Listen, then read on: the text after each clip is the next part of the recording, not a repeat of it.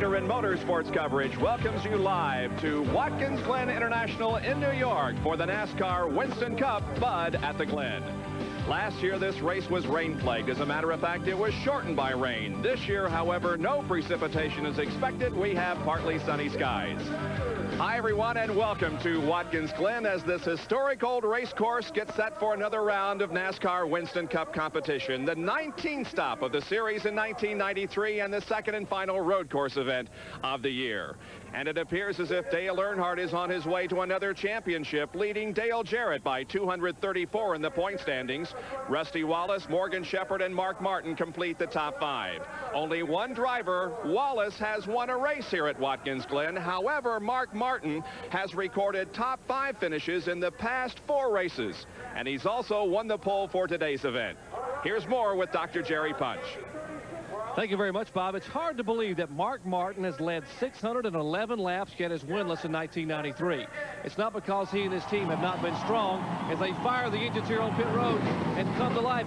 This team has been stout almost everywhere they've been. Remember Atlanta. What about Bristol, Tennessee, New Hampshire? Hey, Michigan, they dominated all afternoon, only to run out of fuel with 9 laps to go. Well, after shattering the qualifying record here at Watkins Glen, there's a lot of self-imposed pressure on Mark Martin, Steve Field, the entire Roush team to pick up win number 1 right here today. Now, for a moron team has had to endure more than pressure the past few weeks, here's John Kerner.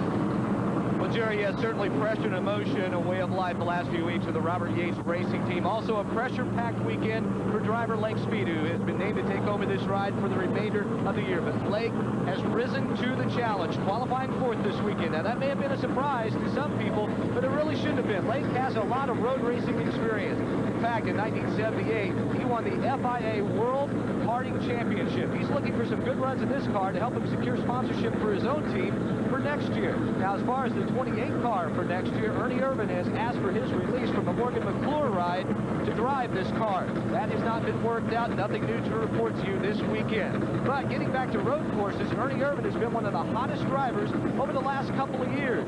In the last 4 races, he has won 2, finished no worse than 3rd. And here at Watkins Glen, Benny, he has really mastered this racetrack. Well, John, he's got 7 corners to master, plus an inner loop. I'm down in turn 1 as always. And yesterday, during the SCCA Trans Am race, we had a lot of activity here. 2 cars missed the corner getting in, hit the tire barrier pretty doggone hard. Another car, as he exited the corner, crashed in the guardrail and tore the entire nose off his car.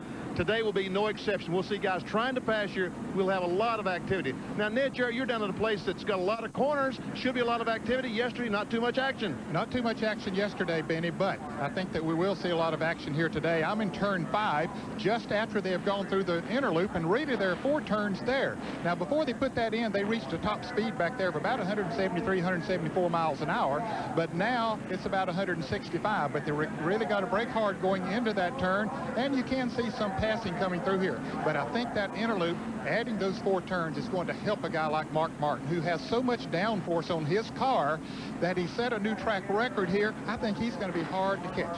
Ned, can you imagine? He beat the field by almost 3/4 of a second, Mark Martin did. That's hard to believe in today's competition, as close as it is everywhere. But he has the race car. Mark Martin has proven he's one of the best road racers in the business, even though he hasn't won on a road course. Today just might be the day. We have a big day of racing here on ESPN. This race, 90 laps, 220.5 miles. ESPN Speed World is being brought to you by Suzuki. Your Suzuki motorcycle and ATV dealer has the ride you've been waiting for and the financing to get it. By Allied Signals Tram Filters, you can pay a little now or a lot later. And by Quaker State, the Big Q is one tough motor oil.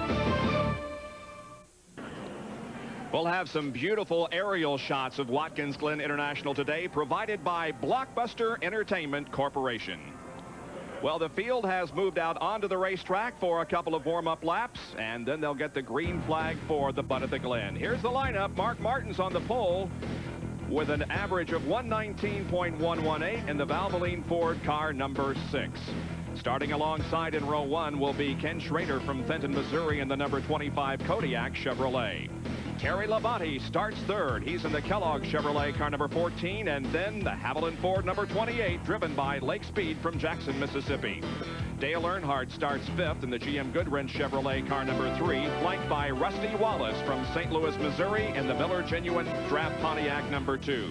Kyle Petty will start in 7th position in the Mellow Yellow Pontiac car number 42, and then Bill Elliott in the number 11 Budweiser Ford Bills from Dawsonville, Georgia. Ricky Rudd gets the 9th starting position in the Tide Chevrolet car number 5. Wally Dallenbach from Basalt, Colorado drives the number 16 Keystone Beer Ford from 10th starting spot. Jeff Gordon will start 11th. He's from Pittsboro, Indiana in the DuPont Chevrolet. And Ernie Irvin from Modesto, California in the number 4 Kodak Film Chevrolet. The defending NASCAR Busch Grand National champion Joe Nemechek has qualified well for this race. He starts alongside Dale Jarrett in the 7th row. And as you take a look at the rest of the starting lineup, the cars, as you can see, are coming out of one of the corners and just about ready to start this competition here this afternoon. Kenny Wallace and Phil Parsons back in the 10th row. Rick Wilson and Bobby Labonte starts from row number 12. The 11th row has Dorsey Schrader, and we will be talking with him throughout the afternoon as he drives the Country Time Lemonade car. There are a total of 38 cars and drivers who have qualified for this event and are ready to go for competition. Todd Bodine replacing Dick Trickle in the number 75 car. Ed Ferree and Ted Musgrave in the next to the last row. And the last row goes to Hut Strickland and Scott Gaylord. As I mentioned, Dorsey Schrader will be not only carrying an in-car camera, but will have some radio conversation with him throughout the day. Dorsey, this is Bob Jenkins. Can you hear me up here in the broadcast booth?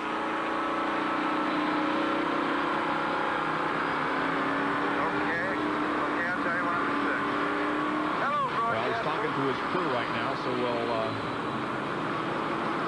try to get through to him just a little bit later. We'll try it again. Dorsey, this is Bob. Can you hear me?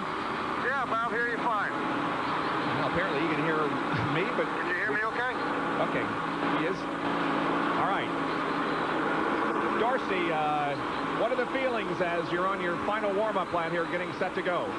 Well, right now we're just concentrating on getting the brakes in. I got brand new brake pads on the front of this, brand new rotors. So I'm riding the brake a little bit. I want to try to get to the inside as soon as I can. At least I'm starting on the inside. That's a help. But I can get a good start here and maybe pick up 3 or 4 positions. Our ultimate goal, we'd like to get up to turn 10th, 11th, 12th place and get in single file and ride for a while. If we can do that, then we'll just run off some laps so you can be comfortable. Is this, though, by and large, an endurance race rather than something that you have to get to the front for quickly? Well, it is more like an endurance race. You're right about that. It's going to be a long race, you know, 2 hours, 3 hours, somewhere in there. It doesn't hurt, though, at Watkins Glen. To get a good start, you can jump up, get 3 or 4 positions right quick at the start, and then slot in somewhere. So you can get an advantage right away, then ride for a while. But it's a long race. I've seen a lot of guys, you know, wreck their race cars on the first couple laps there, then your day's done awful early, so we don't want to do that. Well, have a good one, and we'll talk with you throughout the afternoon. Well, you know what they say, Yahoo! That's sort of an inside joke. Before we go on the air, our crew gives us everybody a Yahoo to kind of pump us up for the broadcast. And, of course, Dorsey is a member of our broadcast crew every once in a while on some of the Trans Am races and others. So we wish him well, and we wish everybody that's in today's starting lineup a bunch of good luck. Morgan Shepherd will carry one of our in-car cameras. Jeff Bodine will have one. Morgan going up through the gears. They're passing through turn 5 here right now, Bob. And the lights are out on the pace car, so they should be getting the green flag when they come to you. That's Tom Kendall that we are riding in right now in the Family Channel car. Heading down toward turn number 6. Not too far away from the start of competition here this afternoon. An unbelievable crowd has gathered here to witness this event. Over 100,000 people. Definitely a record set to watch the activity here this afternoon at Watkins Glen. And as Ned indicated, you can see the lights atop the pace car are out. The field is waiting to be cut loose for 90 laps of competition. Mark Martin, Ken Schrader, Terry Labonte, Lake Speed, Dale Earnhardt, and the rest of the field getting set to go. I can see 100,000 people. Where I Twin Cities, so I don't know how many people they have here today. I think I can see about 75, so there must be a heck of a crowd here.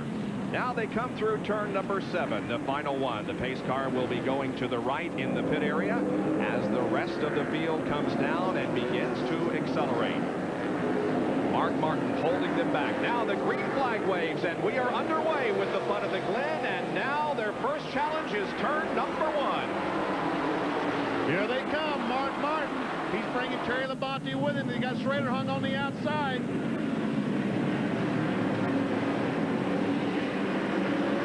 And Bob, great news. Everyone got to this corner A-OK. They are 3 and 4 abreast, though, as they come up through the S's at some portions of the pack. It is Mark Martin who has pulled out to a rather substantial lead here in the early going, with Ken Schrader running second. Lake Speed, look at this 3-wide battle here. Labonte, Speed, and Dale Earnhardt nearly 3 wide as they head for 5. Yeah, and Earnhardt ducked back in. He knew that wasn't going to be smart, trying to go into that turn 3 wide. In fact, they can only go through there fast in single file, and you can see most of them have gotten down in Oh, and we have a problem in the inner loop. I believe Dorsey's one of those involved.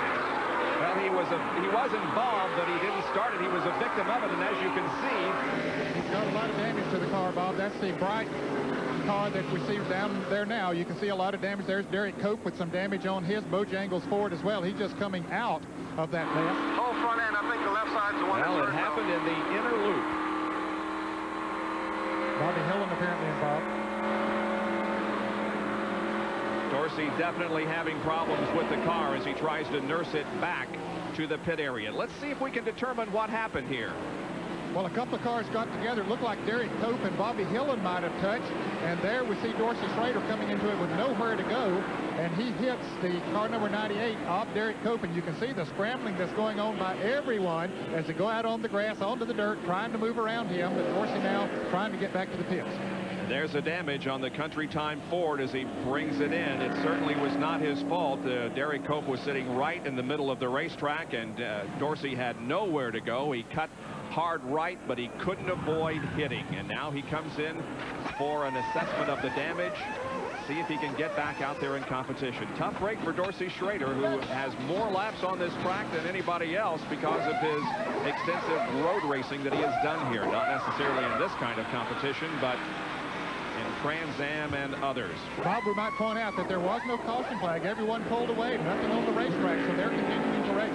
And so the event does continue with Mark Martin still leading. Schrader is running in second spot. Lake Speed is in third. Terry Labonte, then Dale Earnhardt, Kyle Petty, Rusty Wallace, and Bill Elliott. And Bob, I might add that Derek Cope and Bobby Hillen both are back in the race.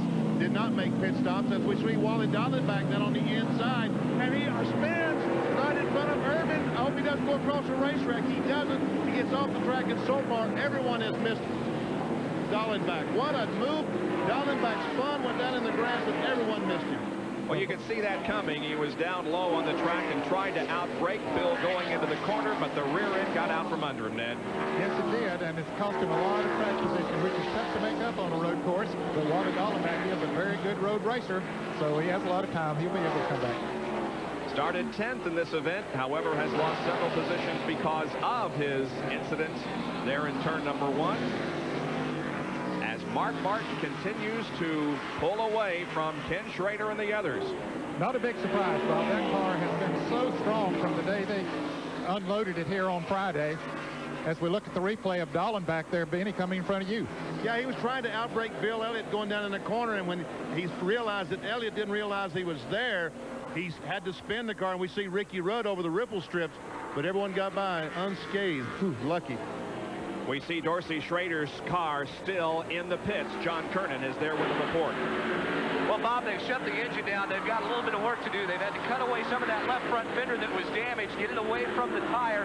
Then the car on the toe-in has also been knocked out, so they've got some jack stands coming out. They're going to have to reset that. They're going to spend a lot of time here on pit road, but they do plan on getting the car back out on the racetrack. That was the only damage done to it.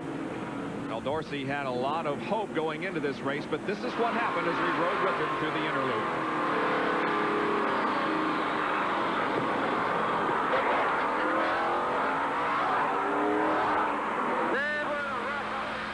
Well, you saw that he tried to signal the drivers behind him, but when the hole opened up, there was a car, Derek Cope, sitting right in front of him, and he could not avoid hitting it.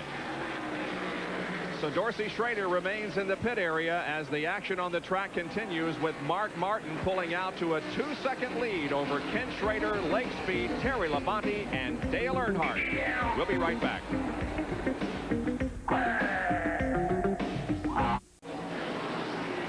Back at Watkins Glen, and just in front of you, Benny, a pass for second. Lake Speed got position on Kenny Schrader, got inside of him as he entered turn 1, made the pass. We see Earnhardt trying to get by Terry Labonte, and the last time by Kyle Petty was looking inside Dale Earnhardt. I don't know what happened. We see now that Earnhardt has about 15 car lengths lead on Kyle Petty.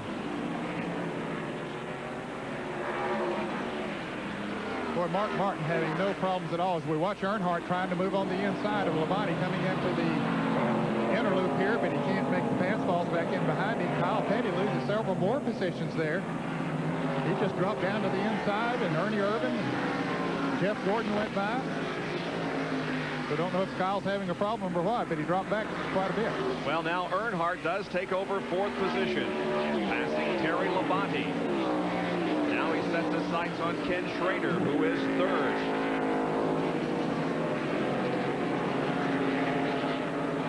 There is Kyle Petty, who is moving up nicely here in the early going.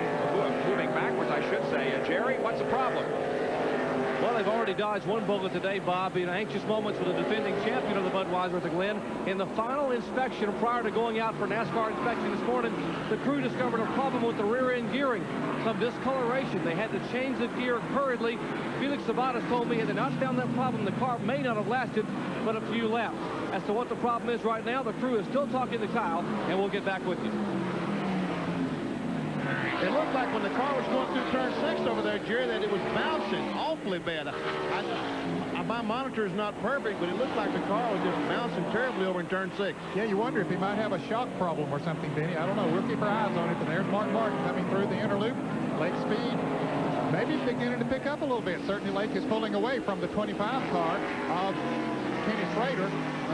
There's Phil Parsons in the pits. He was involved in that first skirmish. You can see the damage to the left side of the car. He hit one of those cars that was spinning in front of him, similar to what Dorsey Schrader did, and did some damage, so Phil's in the pits now. As a matter of fact, I think Dorsey, about the same time he hit Derek Cope with the left front, was hitting Phil with the right front. By the way, Dorsey Schrader has taken his car behind the wall as they still try to fix it and get it back out there. Mark Martin comes through turn number 7 onto the main straightaway.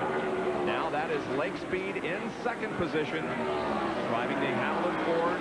Schrader is next, then Earnhardt, Labonte, Wallace, Bill Elliott, Ernie Irvin, Jeff Gordon, and way back in 10th position is Kyle Petty. I'll try to watch Kyle. Oh, here's a spin up, and that must be turn 6. Looks like Rick Mast's car, number 1. A lot of damage to the car as he has hit the inside wall. Now, and this will bring out the caution flag, Ned, I'm sure. Yes, it is. The caution is waving just in front of me here in the booth. There is guard railing behind those towers. The towers will lessen the impact some, and you can see spectators back pretty far back behind them there. Let's take a look. Here he comes out through the grass. Boy, he is going at a high rate of speed there, too. Has no control over the car. Hits it backwards hard. And you can see the car spinning around. So Rick Mast taking a hard lick here at Watkins Glen. And here it is from another angle. Now that is nasty. Wow. That's right by our TV compound there at turn number 6. Do you think our producer and director all stayed in the truck, or they left? Ah, they're all there, they said on the headset, Bob. Our concern is for Rick Mast. We understand that he is moving around inside the car. Boy, that car just hit tremendously. And you're right, Ned, when it hits that grass, there's really no slowing. It slides all the way to the barrier, which in this case is a tire wall, which is in front of the guardrail. And it feels like you pick up speed, Bob, on that grass, but I'm sure you don't. But to the driver, it feels that way. So Rick Mast has crashed and brought out our first full course caution of the afternoon. We anticipate some pit stops here as the pace car has picked up the leaders. We will take a break and be back with more of our live coverage at the Bud of the Glen NASCAR Winston Cup race in just a moment.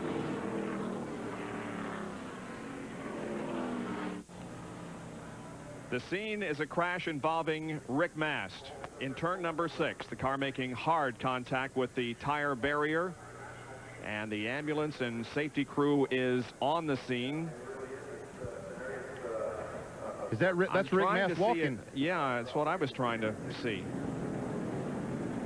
We believe that Mast is walking to the ambulance. Yes, he is. So that is very, very good news. Now, those behind Mark Martin are seeing what his strategy is. If he comes in, you can bet that a lot of people are going to come in, but he does not. Phil Parsons flanks off, however, and does come in, but those running up front do not make a pit stop and stay out there. Kyle Petty, however, is one of the exceptions as he comes in to try to find out what is wrong with that car. Jerry, he's coming toward you. We saw Kyle Petty losing spots lap after lap here in the early part of the race, and apparently the problem is that he has a sputter or a miss in the engine. Now, Kyle is hoping that it's a plug wire off, that he has a spark plug wire off the car. That's the problem, but they don't know. It's very important, you know, that they don't have an engine problem early here. It could be a long day if you do, as Kyle brings the mellow yellow car down, and the crew now will change all 4 tires while the car is sitting there, but they're also apparently going to look under the hood. They checked a couple of the hood pins, outside tires. In this case, it's left side tires going up. They pin from left to right here as opposed to right to left they do on most of the ovals. And now they're over the wall, and it will indeed raise the hood on the mellow yellow Pontiac. The good thing about being able to pit here under caution, it takes so long in order to lap under caution, there's really very little chance of losing a lap in the pits. Now the engine crew now working on the left side of the engine as they're trying to decipher what the problem is in Kyle Petty's car. Bob? All right, Jerry, Morgan Shepherd was also in, and before the incident, Joe Nemechek was given a stop-and-go penalty. We're not exactly sure what that involved, but he did come in for a quick stop-and-go. Now the track maintenance people are there at the scene of the accident to determine whether they need to repair that guardrail where Rick Mast hit. And when we play this crash for you in real time, you will see exactly how hard that he did hit this tire barrier and guardrail. Man, that's hard. Now watch this. This is a better angle. I mean, that car doesn't look like it's slowed down 1 mile an hour from whatever speed it was running when it was on the asphalt. Yeah, you're right about that. But the good news is Rick Mast got out of the car and walked to the ambulance. So no at least serious injury, although he will be checked over at the local medical center. Back with more from Watkins Glen in a moment.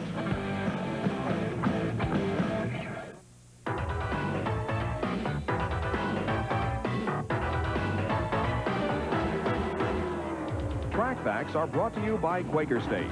The Big Q is one tough motor oil. In Winston Cup racing, efficient use of time and attention to detail is critical to a team's success. Now here's the usual scenario. It's Saturday afternoon, the final practice session, what we call happy hour. Now someone will see a wisp of smoke coming from your race car with maybe 10 minutes to go, and so you're obligated to come back to the garage area and check it out, if you're smart. Well, what you have to do basically is pull apart the Oberg filter. This filter here has an aluminum cover, and you check the screen inside for parts of metal from the engine. This may seem simple, but let me show you where this filter usually is located. Behind the driver, you pull out the opera window, disconnect the hoses, and then begin to work on the filter. That all takes time you don't have in that final practice session. Well, here at Penske South, one of the co-owners, Don Miller here, says they have developed a Lexan cover for the Oberg filter. You can see through it. You simply slide that on, Don, and if you have a problem, that wisp of smoke we talked about, you simply come back to the garage, peer through the window, through the Lexan, and see if you have a problem. A very efficient and safe way to check your engine. New innovation in Winston Cup racing, and as you can see, Kyle Petty is back in the pits. Jerry? And they are not yet looking toward the Oberg filter area. Right now, Bob, their attention is in the engine compartment. A minute ago, he came in, and apart from changing tires, they changed the ignition and the coil, but the problem still continued. The car is missing. They've checked the spark plug wire, so their initial hopes that maybe a wire had vibrated off was not the case. Now John Wilson, the engine builder, and that's him on the far right of the car with the beard and the sunglasses and the blue headset, is looking about possibly a valve spring being broken in the car, which would certainly create a problem for them the rest of the afternoon. Tough break for the defending champion of the Budweiser at the Glen. Yeah, and we'll never forget the fun we had with him last year at this race, as you see the remains of the Skull Classic driven by Rick Mast after hard contact with the guardrail up in turn number 6. You remember the race was rain shortened last year, and we talked to Kyle, and just as we were talking with him, we got the official word from NASCAR that the race had been officially stopped, and he was the winner. But he wouldn't take John Kernan's word for it. He waited until he got a higher authority. But he was the winner of the race last year, but problems for him here in the early going in 1993. So he pulls back out of the pit area onto the racetrack once again to try to salvage what's left of this event, and we got a long way to go with Mark Martin still leading after 10 of 90 laps.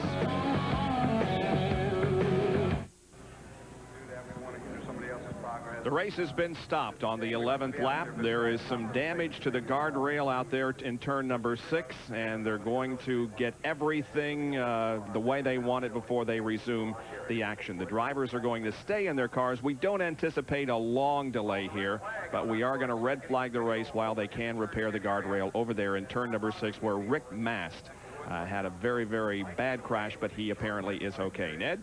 Bob, we wondered if Mark Martin or any of them would make pit stops, and of course we saw that they did not. And one reason they didn't, this is the 90-lap race. They can go about 30 laps or maybe as many as 32 laps on a tank of fuel, so no one wanted to give up that track position to come in and then be off sync as far as pit stops are concerned, because everybody is figuring on making 2 pit stops during this race. Now, we also might mention during one of our breaks before Rick Mast wrecked, Morgan Shepherd spun out in that same area. He didn't hit anything. He got his car stopped before it got over to the guardrail. We mentioned a moment ago that he had made a pit stop. He was back near the back of the pack, so he had nothing to lose, right, John Kernan? You're exactly right, Ned. What happened with Morgan, he missed a gear going into the turn, so trying to slow it down with the engine, he was able to do that when he missed the gear, put on the brake screen, get the car slowed down enough, and consequently he went off the race course. They decided to bring him in. Like you said, they had nothing to lose. They were back at the pack anyway, so they came in and put on 4 fresh tires and sent Morgan out. Remember, they finished second in last year's race. And now he is in 29th position as the red flag is out, and the sun-baked crowd takes a break from the action on the racetrack. And here it is from the perspective that we have right there at the TV compound. Rick Mast going in, hitting with the back of the car first, and then spinning completely around and just destroying the car and doing some damage to the guardrail over there. Now, we were talking about Morgan Shepherd, and here's what happened to him. He's just cruising along, and there you can hear him. He misses the gear, and there it goes out into the grass, but he keeps it in a relatively straight way, Bob, and does not spin around, and as a result he was able to keep it away from that guardrail. And Dr. Jerry Punch is with Kyle Petty. And Kyle's still sitting in the mellow yellow Pontiac. They've asked the drivers to stay in the car, and Kyle's obliged. Kyle, after winning this thing a year ago, you've had a few problems at the beginning here. Yeah, I don't know what the problem is. It's hard to tell whether it's ignition or whether maybe we've closed up a plug or something. And, you know, man, you're hard on these things. You over-rev them. I probably might have broke a valve spring or something. So it's just one of those days. I'd like to say hello to Stanley Smith and hope he's feeling a whole lot better, but it's just one of those days right now. Kyle Petty sitting here.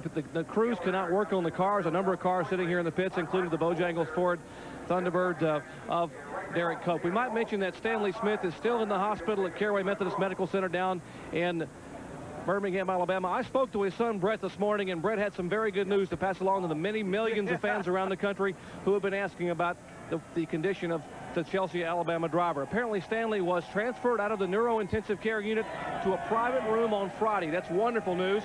He has been able to stand with some help, moving his right arm and right leg. He apparently will still have some operative procedures to do in the next few days, next few weeks, and they have a recovery time. But Stanley is recovering, and we know that possibly Stanley is watching right now. So for all the drivers and crew members of NASCAR and the millions of fans around the country, Stanley, come back to us in a hurry. Our prayers are with you. Let's go up to the garage area where Dorsey Schrader is standing by with our John Kernan. Well, Dorsey, looks like you guys have parked the car. One of my reports said just the toe in, but a little more serious than that, obviously. Yeah, no, it didn't seem like it was that bad a hit, but in fact, it really did tear the car up pretty bad. We got frame damage on there. We pinched off an oil line. you know, center links bent. We could put it back together and put it on the racetrack, but it wouldn't be a safe race car, and it would be hindering the process. The guys are winning the race, and it's not the right thing to do.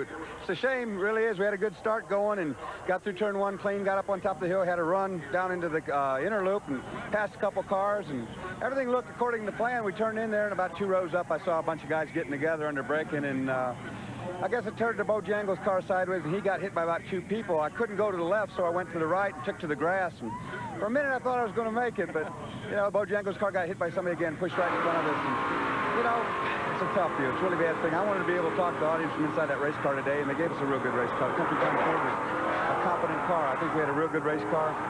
Just wasn't our day. We got in somebody else's wreck, and that's unfortunately what can happen in the inner loop type of situation. It's safer on the long run, but it tangles everybody up sometimes, and if you got nowhere to go, you got nowhere to go. So, you know, we were looking forward to hearing from you today in the race car, and you're supposed to be working a Trans Am race with us up at Des Moines. We got flooded out there. Maybe I can talk him into letting you go up to the booth with Bob Jenkins, because I know he's got at least 1 empty seat up there. Well, you know he needs the help, too, so thanks, Schrader. If he's got room for me, I'll be right up.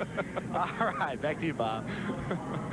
Well, the cars have begun moving again as the red period has ended, and we're just a few minutes away from a resumption of this Bud at the Glen NASCAR Winston Cup race after an accident involving Rick Mast. This is Paul Page. We're at Loudon, New Hampshire, where the Indy cars are now making their final preparations for this afternoon's New England 200. On the pole, it's Nigel Mansell with Raul Boisel starting alongside. More auto racing coming up later this afternoon on ESPN. Now let's send you back to Watkins Glen. The pace car once again on the racetrack, but the lights on top of it are out as we bring you a Fram Field summary, how they're running right now. We are just moments away from a green flag and a resumption of this race. Again, we went red for just a few minutes so that the track crew could come out and put back the tires and make any repairs that were necessary at the guardrail in turn 6, where Rick Mast crashed a few minutes ago. Rick out of the car, walked away from it and into the ambulance. This is the one thing that Mark Martin did want to see was a caution flag, because he had a lead. And in talking to some of the crews down in the garage area this morning, Bob, they felt like they could race with Mark Martin if they could keep him from using all the racetrack. If they were there, he had to protect his line to keep him getting past. They felt like they could race with him. But if he had a clean racetrack in front of him, could come off the corners wide, go in the corners wide, he was going to be unbeatable. So Mark Martin definitely did not want to see this caution. Well, you know, he told Jerry Punch in an interview that was on SportsCenter before the race came on the air that he wasn't happy with the car. And the last practice session yesterday afternoon said they didn't do anything to the car, but it wasn't nearly what he had for qualifying. But apparently is working for him now. As the green flag comes out, Rusty Wallace tries to make a move. Again, they're 3 wide as they head for you, Benny. They're all trying to get position. Lake Speed's on the inside, and Schrader's on the inside. Earnhardt goes by him on the outside, makes the pass. Other cars coming through. So far, so good. Now they fall back in line. That's a move by Dale Earnhardt, passing up on the outside. But Mark Martin, you can see he has already pulled away as they come through the S's and hit that 4th gear and get up to 165 or so miles an hour before they start braking into the inner loop. There's Rusty Wallace looking at Ken Schrader, but couldn't quite make a pass. You see Ernie Irvin down on the inside. He's trying to make a pass coming in there. He falls back in line, though. Mark Martin with about a 7 or 8 car length lead as they head off of turn 5. Yeah, and once again, we're seeing Mark Martin just inch ahead of the others. Now we ride with Morgan Shepherd. That's Ted Musgrave up ahead in the Jasper Engines U.S. Airport. Morgan going to the inside and making the pass. Evidently he made the pass because he hadn't been turned sideways yet. So, yeah, we see he's already made the pass. And so is Joe Nemechek. Yeah, Nemechek is Joe Nemechek making his 2nd Winston Cup start. That is his own car. Sponsored by Cintas, uniform people. And here is another road racing expert, Tom Kendall, in the Family Channel Ford. Tom didn't qualify nearly as well as he had hoped to. He had a little problem over one of the turns or whatnot, but he felt pretty comfortable going into the race. Again, one of those drivers who is called upon for road racing because of his experience in IMSA and SCCA competition on this racetrack. There's a foot cam. You can see he's got it buried. He's just hitting the brake with his left foot. You know, he's got a manual transmission, but as you notice, he's not using the clutch to shift the thing. He's using the Jericho transmission and not shifting it. Playing with the throttle. There he's going through right in front of you, Ned. Yep, right through turn 5. He's in 21st position. Here is Jeff Bodine, who is running 10th. Coming up on Bill Elliott. Elliott has dropped back to a couple of positions. Jeff Bodine, of course, has bought the assets of Alan Kulwicki Racing, the number 7 car. Will own it, owns it right now, actually. The deal was closed recently. Down the main straightaway, looking for turn number 1. This is the suspension cam. Well, the shock absorber gets a lot of work out. And the tires as well. We can see him turning the car, turning the car. It's unbelievable how the thing, when it's almost going straight, how much travel the shock has.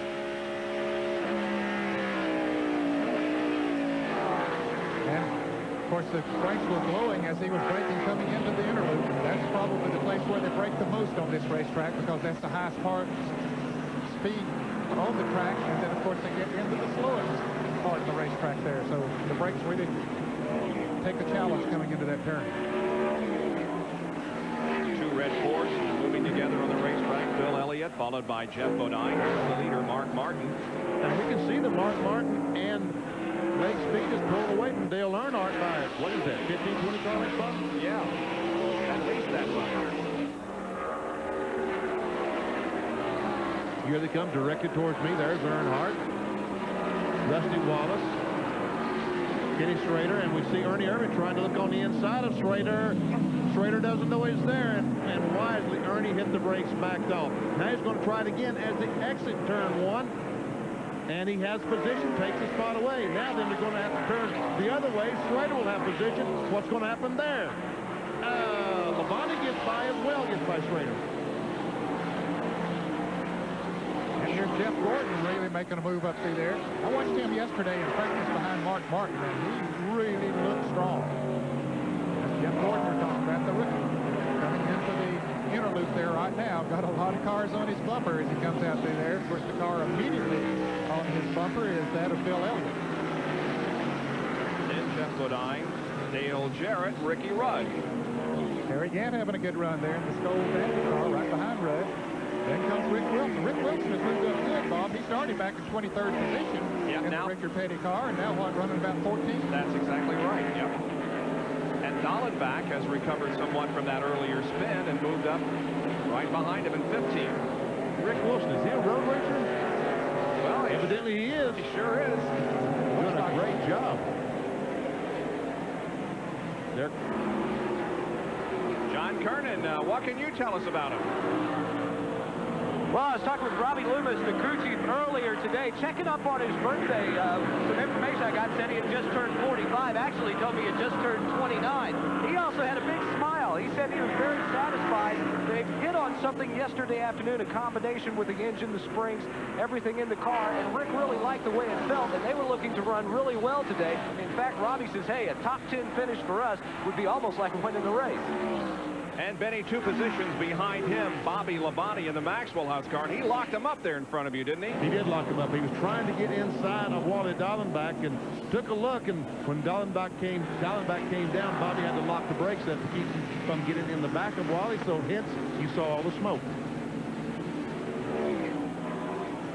Harry Gant also locked him up as he came down in turn 1, just in front of Bobby Labonte. There we see Rick Wilson once again, the STP car. This is the tightest group of cars we're watching right here. And Rick Wilson is right in the middle of about a 7 or 8 car group. There's 4 or 5 in front of him, and there's Wally Dallenbach and Bobby Labonte behind him. But all those cars running very close together. Here they come once again, directed towards me. These cars are driving straight towards my position. There we see Bodine, Dale Jarrett. Once again, Bobby Labonte looks on the inside, and there's a snapshot of Rick Wilson. We can see he started 23rd. He's currently running 14th. He was 13th. 23rd was his lowest position. And so far, Rick hasn't won a lap. No one else has except Mark Martin. That's right. Exactly. We can put 0 by everyone except Mark Martin. That's right. But I'll tell you, Lake Speed's staying up pretty close to him, Benny. They're going through turn 5 here now, and Lake is only about 8 or 10 car lengths behind him. They're pulling away from Dale Earnhardt, as you mentioned earlier. There and look at all that. Where'd all that dust come from, man? Well, I don't know if some was kicked up there during the accident. They probably put down some quick dry or something there when Rick Mast went over that particular area. Of course, Earnhardt has a tendency to sort of get off on the dirt. Yeah, these curves. I watched several cars go through that area yesterday after the final practice period, and most of them do get the left side tires off the track and kick up a little dust in that area. Here is Mark Martin leading Lake Speed with 17 laps completed out of 90 in the Bud at the Glen. Mark Martin has led every lap so far. A sellout crowd on hand here at Watkins Glen for the Bud at the Glen. Back in a moment. Rick Wilson was having a good run. It has come to a screeching halt here as he spins and hits the inside guardrail between turns 1 and 2. He was running 14th, but has lost several positions. Benny, did you see it? It looked like Bobby Labonte was trying to get inside of Rick as he came down in turn 1, and he did not make the pass. And yeah, as we're coming off the corner, here comes, yeah, that's Bobby Labonte on the inside. And Rick, I don't know, maybe he just got the car out of shape. Or maybe Bobby Labonte touched him. I really don't know. And I'm told that Lake Speed, the second place car, just spun. Speaking of guys who were having good runs, Lake Speed has crashed right up here at the head of the main straightaway, turn number 7. He's driving away, but look at him losing the track positions. Here he is going into turn number 7. This is right here at the pit entrance. The car just getting out from under him and sliding through the grass. He didn't hit anything. No, he didn't, Bob, and it looked like he might have hit some oil or something, a slick spot on the racetrack there, because the back end just went out from under him without warning. Here it is. Look at it from another angle. Yeah, this is from the camera down at turn 1 where Benny is looking up the straightaway, and he just gets on the brakes and stops it in time to avoid hitting the rail. Let's try it again in real time as he comes in the corner. Pretty good job not hitting anything. Boy, I tell you. Now, guys, while all that was going on, when they came by me just now, the leaders, Dale Earnhardt was out front. Did Mark Martin slow down, figuring there was going to be a caution? Is there a caution? Yes, there is. Okay, well, Earnhardt's out front. I don't know if he passed him after he went by the start finish line or what, but he's looking for those 5 bonus points for leading a lap. Yeah, he leads him off the 7th corner, taking the caution flag. So now the pace car will come in. Rusty Wallace 3rd, and once again, Dale Earnhardt picks up those 5 bonus points. Mark Martin is passing him. What he's saying to Earnhardt, look, the caution flag was out when we came by the last time. Ah, okay. Well, Earnhardt's saying, I didn't see it. So let's get back out here. NASCAR will figure it out, rest assured. And that's right. Earnhardt said, let me, I'm going to lead the lap. Let NASCAR figure out who gets those 5 bonus points. What do you think, guys? 21 laps completed, pit stops. Here is Mark Martin slowing, coming through the S's, and Earnhardt didn't. No, he just drove right on by. Now, whether Mark had gotten the caution flag when he came by, I don't know. It's almost like his crew was telling him, slow down and let the pace car catch you, is what it, I mean, he is going so slow. He is. Earnhardt went by him like he was stopped. Yeah. Anyway, we're going to check with the crew and see if the car maybe has a problem or why he slowed so suddenly, but we're going to take a break right now as we're under our 2nd caution.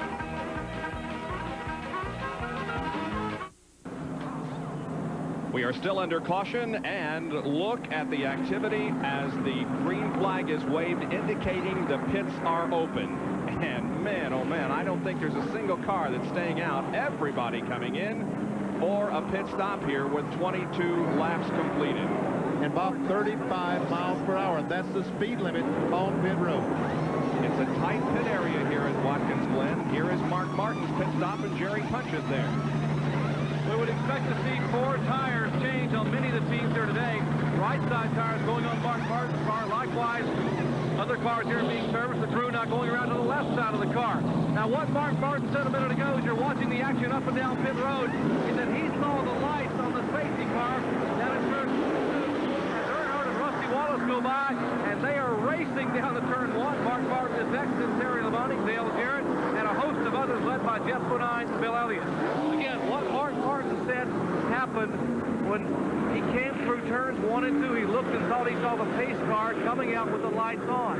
That's why he abruptly slowed down, and that, of course, let Dale Earnhardt go by. Mark thought he had got the yellow flag, the caution flag, because the pace car was coming out. He was trying to slow down to get behind the pace car. Unfortunately, that was not the case. Earnhardt was able to go by and apparently lead a lap. Let's check in with John Kernan. Jerry, I'm up in Lake Speed's pit. He came in, took on 4 tires. They checked around the car. There was no damage to the car. Lake had radioed in right after that incident coming out of the last turn. He told the crew, he said, guys, I just simply overdrove it into the turn and got myself into trouble. And Larry McReynolds said right back to him, said, Lake, spin, crash, win or lose, we are all in this together. I had a really interesting conversation with Lake yesterday, and one thing I like about him, he's realistic and he knows what the score is, and he told me quite frankly that this is a #1 team and they need a #1 driver, and he's the best available right now when I asked him what the plans were for 1994. But as you indicated, John, it would appear as if that perhaps there's going to be somebody else in that car for 94. Well, that's exactly right. It looks like right now it's Ernie Irvin. But getting back to Lake Speed, he told me this morning, he said, you know, the #1 thing that I've got to try and do today with this ride, it's a top ride, one of the best in all of Winston Cup racing. I've got to drive it like it's my car. I got to forget that it's not the 83 car. He says, I can't look at the number or the color or who used to drive this car. He says, I have to drive this car like it is my car. And, you know, a lot of guys who hop in situations like this kind of baby the cars, just try to take care of them and just try to finish races. Well, Lake is going to be out there trying to win every race he's entered in. Here's Bobby Labonte, and he's showing some damage there at the left corner of that car. Yeah, that's when he and Rick Wilson got together. Rick was spinning in front of him, and he hit him, and yes, there is some damage there. There were some drivers that lost a lot of track position on this pit stop. One of them is Ken Schrader, who's back in the field, and Jeff Gordon, both of those drivers far back in the field. And we're set to go back to green. The pace car comes in, the green waves, and we're back to racing. Now a battle for second as Mark Martin gets to the inside of Rusty Wallace. Who's going to win the battle at turn 1? It's a matter of brakes, and it looks like Mark Martin has a little bit better brake. He gets by Rusty Wallace now, sets his side, spins on Dale Jarrett. And Jarrett spins. He has to watch all the field go by as he tries to get his car in position, but he can't just simply pull out in front of all these cars. Now he's backing up. As all the cars go by now, he has to try to catch the field in. He lost a lot of time coming in there. You can see all of them dipping down to the inside. Don't know if he and Jeff Bodine might have got together just a little bit there, and it sent Jarrett around down on the inside. And although it was just 3 or 4 or 5 seconds, look at the track position that he lost. From Bodine's in-car camera, we'll see if they got together. Oh, yeah. They definitely did get together, man. Little tap on the right rear quarter, and around goes Dale Jarrett. Tough break for him as Mark Martin closes in on the back of Dale Earnhardt. This is the left-hander, turn 6. And Ernie Irvin trying to get by Bill Elliott, makes the pass. Heading towards turn 7 and the start-finish line. Here they come. It's Earnhardt, Martin, Wallace, Labonte, Bodine, Ernie Irvin, and Ricky Rudd challenging Bill Elliott for the next spot. Rudd's on the inside of Elliott. Beats him down in the corner. And Ernie Irvin smoked the left front tires. He came down in here. Looks like Wally Dallenbach is also moving up from his spin. He looks like he is running a lot better now than he did earlier. And here come the leaders into the inner loop. You can see those cones there that separate where they used to go into the inner loop.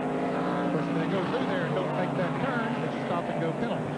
So that would be much more time lost than they would gain if they went straight. So they all try to make that inner loop.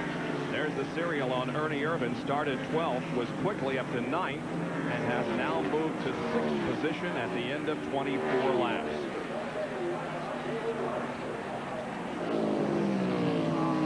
This is the corner here where Rick Mast crashed a moment ago. We have some reports that there may be smoke from the 5 car. We'll watch it closely. Don't see any. May have been tire smoke. Here's Mark Martin. Yep. Looking on the inside. It's a drag race down in the corner.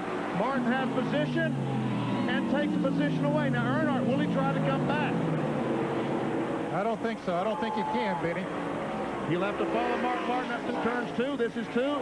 Up the hill, the left-hander is turn 3, and a spin down in turn 1. Oh, Morgan Shepherd and P.J. Jones involved.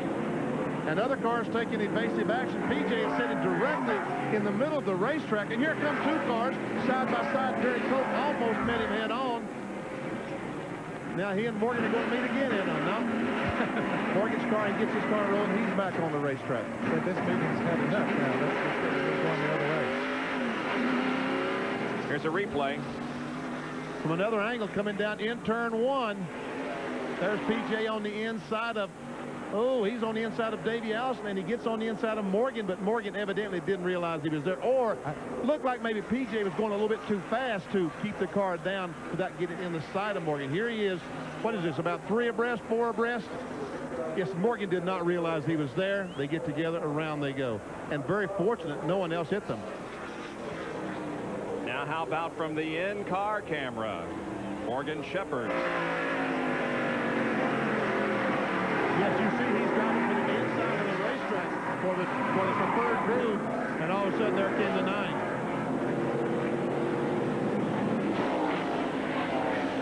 So, after that little incident up there in turn 6, or turn 1 rather, no full course caution. We are still under green.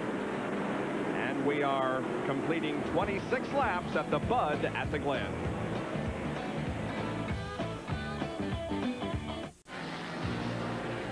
After 25 of 90 laps, it's Mark Martin, Dale Earnhardt, Rusty Wallace, Terry Labonte, and Jeff Bodine, the top 5 in the Bud at the Glen NASCAR Winston Cup race. And the Blockbuster video blimp is one of the few internally lit airships currently in use around the world. The Blockbuster video blimp based in Orlando, Florida, and the pilot is Terry Dillard from Orlando, and it's his birthday. Happy birthday, Terry. A big day of racing here on ESPN. Following our coverage of this stock car race, we're off to Loudon, New Hampshire International Speedway, and the New England 200 for the Indy cars. That's at 3:30 Eastern Time, next on ESPN. Mark Martin continues to lead this race. In his last 4 events here at Watkins Glen, he has been a 2nd, 5th, 3rd, and 4th. Slides off course, doesn't hit anything, keeps going. Again, that's a turn 6. And Bob, you mentioned that Jeff Bodine was running in 5th. No longer. He spun out over here in the inner loop the last time around, lost a lot of positions. We'll take a look at it as from his in-car camera as he comes into the inner loop. Let's see what happens as he comes in there. Nothing in front of him. There, he's already spinning around. Ricky Rudd goes by. Someone could have tapped him maybe from behind, but he was running in the 5th position. Here's another angle of it, and yeah, Ernie was trying to pass him. Ooh, wow, Ernie Irvin got way up on that curb, didn't he, Ned? He really did. Got those right wheels on that curbing, and it bounced him right into Jeff Bodine and sent Bodine spinning out through the grass. Ernie goes on. Man, oh man. No contact with Jeff Bodine. Here is Todd Bodine's car in the pits. It looks like it's all over for him this afternoon. John? Yeah, Bob, it's a broken camshaft for Todd Bodine. The car just quit out on the racetrack. He coasted back in. He was looking today just to go out right around a learning curve. This is his first race with the Raymock team. He took over for Dick Trickle. This event, he'll run that car the rest of the year and take over in full time for next season. He said the rest of the season he's just going to learn, try to get used to the crew. But what a disappointment for him today. And so next year we will have 3 Bodine brothers running full-time in Winston Cup competition. Earnhardt 2nd, Wallace is 3rd, and Terry Labonte 4th. Ricky Rudd running in 5th spot. Yeah, those first 4 cars are pulled away from Rudd just a little bit. There's Ernie Irvin in 6th place, and Bill Elliott 7th. Brett Bodine is 8th, Jimmy Spencer in 9th, and Harry Gant 10th. And now we see Lake Speed in the Haviland Ford, and I guess when P.J. Jones and Morgan Shepherd got together in turn 1 a moment ago, I said Davey Allison. And folks, fans, I'm sorry. You know, I look at that 28 car, and right away I think that Davey Allison, and it is Lake Speed. And there isn't a single person that doesn't wish it was Davey Allison. Here's a Franfield summary for you. showing the position of the cars last lap. Running 10, pretty good run going for him. Not thought of as a road course racer, but he's in the top 10. I talked to Charlie Preston, the crew chief, this morning, and Scott Robinette, some of the guys on the crew, and they really felt like they had a good race car, one of the best race cars they've had on a road course in a long, long time. As we watch Lake Speed go direct in front of me down through turn 1 and try to chase down Tommy Kendall in the Family Channel Ford. 34 cars are on the lead lap. Here's Tom Kendall in the Family Channel Ford, car number 7. It looks like Kyle Petty's car right behind Lake Speed is running a little bit better. Looks like he may have some of his problems fixed, because I don't think he can stay there on 7 cylinders. Yeah, he's coming through the interloop here now and appears to be running pretty good. Certainly getting through the corners well. Jerry, what did they do to the car? Well, Ned, they changed the spark plug, changed the ignition, changed the coil, changed about everything except the engine and Kyle in the car. And they said Kyle said the car was still missing intermittently, and it's not back to where it should be. It's about a half a second slower than what they thought they could run a lap, but it's much better than it was in the early laps. Never seen Lake Speed as called Tommy Kendall in the Alan Kowicki Ford, or Jeff Bodine Ford, or Family Channel Ford, whichever you want to call it. This is 13th, 14th, and 15th we're watching here. Dallenbach comes down to me, turns right. Fortunately, he turns right. You know, Bob, if these guys ever go straight, I'm in trouble. You sure are. You better watch your stuff up there and make sure you're alert. I'm about 10 feet off the ground, and you know I don't like heights. Don't take any naps down there. Almost did, yes. This is the best battle on the racetrack right now as Lake Speed tries his best to overtake. Going down that straightaway. See if he's got enough power. Can he outbrake Kendall? Coming to you, Ned. Yeah, he's down on the inside. I think Kendall let him go. He did indeed.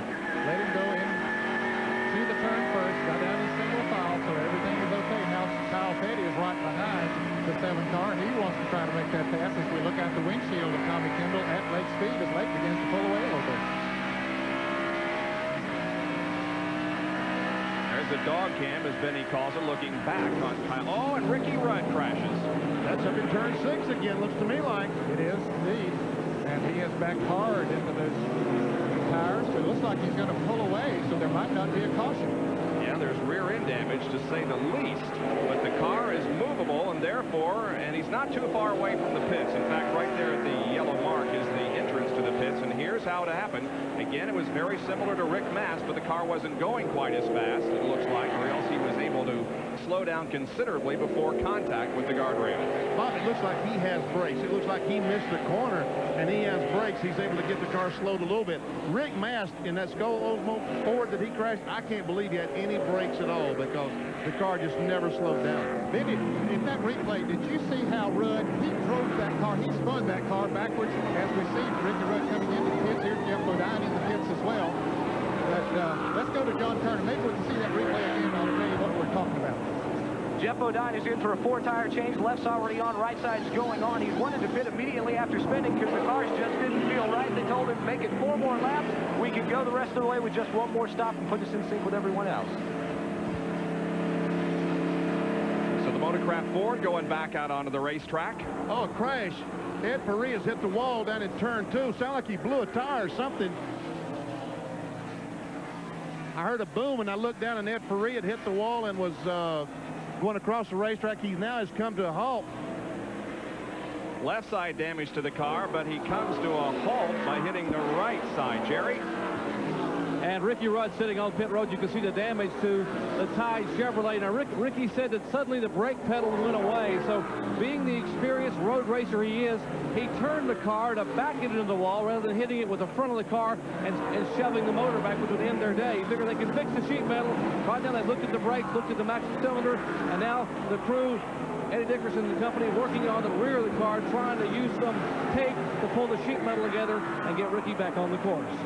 2-time winner here at Watkins Glen in 1988 and in 1990.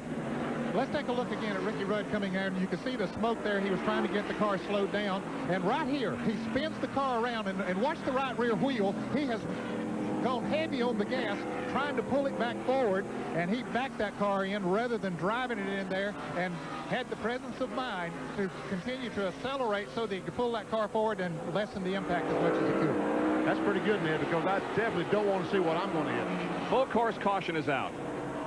And Jeff Bodine passed Mark Martin. He has his lap back, so he's changed 4 tires. He probably will stay out on the course when all these guys stop.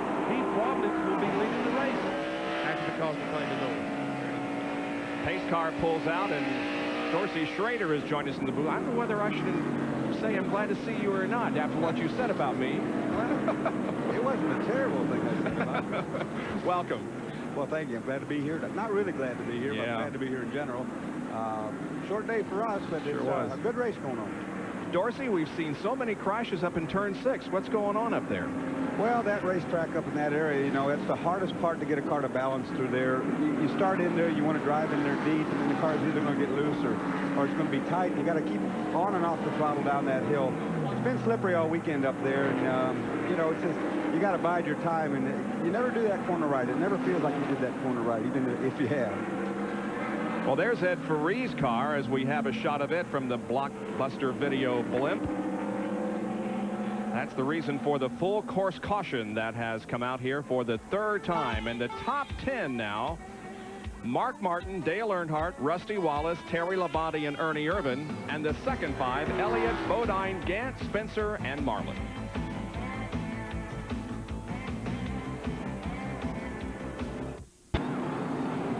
Under our 3rd caution, pit road. Once again, very busy. John Kernan. Terry Labonte, your 4th place car is in. He's pitting near the entrance of pit row. The left sides are already on. Right sides are going on. Labonte sitting, waiting patiently. He is down. Let's go further down pit road. On Martin's pit, Jerry Punch. And what a break for these guys. They'll be able to make it now on one more pit stop. They pitted 10 laps ago, but they can go 30 laps. So at lap 32, they pit again on lap 62, and it's clear sailing to the checkered flag. Right side tires already on the Valvoline Ford. Left side tires going on. Pitting in front of him is a race back down pit road as Rusty Wallace and Dale Earnhardt now moving down. And it's a scramble back for 3rd, 4th. It's like Terry Labonte, and then Mark Martin as they head back for turn 1. And the same thing happened this time as last time. Rusty tried desperately to get out ahead of Dale Earnhardt, but didn't do so. And I tell you what, it had to be by a foot. Whoever won the battle, it was just by inches. And Rusty was gassing the thing, got it sideways as he left pit road, trying to beat that 3 Goodrich Chevrolet. They just went by the scene of that accident involving Ed Ferree. He is out of the car and okay. And Jerry Punch has another report. We mentioned Ricky Rudd had a brake pedal go away when he went in to turn up there. What happened, they found on pit road, was a brake bleeder valve opened up, and Ricky just pushed the fluid out of the brakes, and he had no brakes. Well, you can imagine it all happens in a couple of seconds. The crew marvels at how ingenious Ricky was to be able to think in a split second, turn the car away from the wall, back it in the wall, save the race car, save the engine, and possibly save the afternoon here at Watkins Glen in less than a second and a half. Well, Jerry, you know what? That was one of the best days I've seen in many, many years. He did everything perfect there. He was really heady driver. Spun that race car out and then put it in gear and just started accelerating the car, keeping it out of the tire wall. That was going to be a big hit. He saved that race car. And there's Dale Jarrett, who's moving very slowly on the racetrack. John Kernan is on his way to see what the problem is, possibly a transmission. Is that what you're telling us, John? Well, Bob, what it looks like it is, he may have burned up the transmission. That's what he's radioed in and told Jimmy Maycar. This is not going to be a good thing for the points battle. You know, Dale Earnhardt is running near the front. DJ had that problem early on whenever he and the 15 car got together, trying to work his way through the field. And now it looks like he may be having transmission problems. We'll check it out and get right back with him. 234 points separated Dale from Dale Earnhardt, the leader of the Winston Cup point standings going into this event. So, yeah, if he can't complete any more laps, it will be a major setback in his hope to win the Winston Cup. Now, the 15 car of Jeff Bodine is the leader of the race. He almost went a lap down, but the caution flag came out, and it saved that situation. Well, Bob, as Jeff Bodine was exiting the pit, the caution flag came out, and Mark Martin passed him. Now they're going down the back straightaway. This is towards, where is this? Turn? Up through the S's, I believe. I guess this is going towards Ned, as they head towards Ned here. in front of Mark Martin. Now, he has 4 fresh tires and a full tank of gas. There's no need for him to pit. He stayed on the racetrack while all the rest of them went in the pits. He stayed out. He went from a lap down to leading the race. They say timing is everything. I believe it. I can talk to you about that. Yes. So we're under caution once again here at Watkins Glen. Jeff Bodine has the lead with Dale Earnhardt, Mark Martin, and Terry Labonte.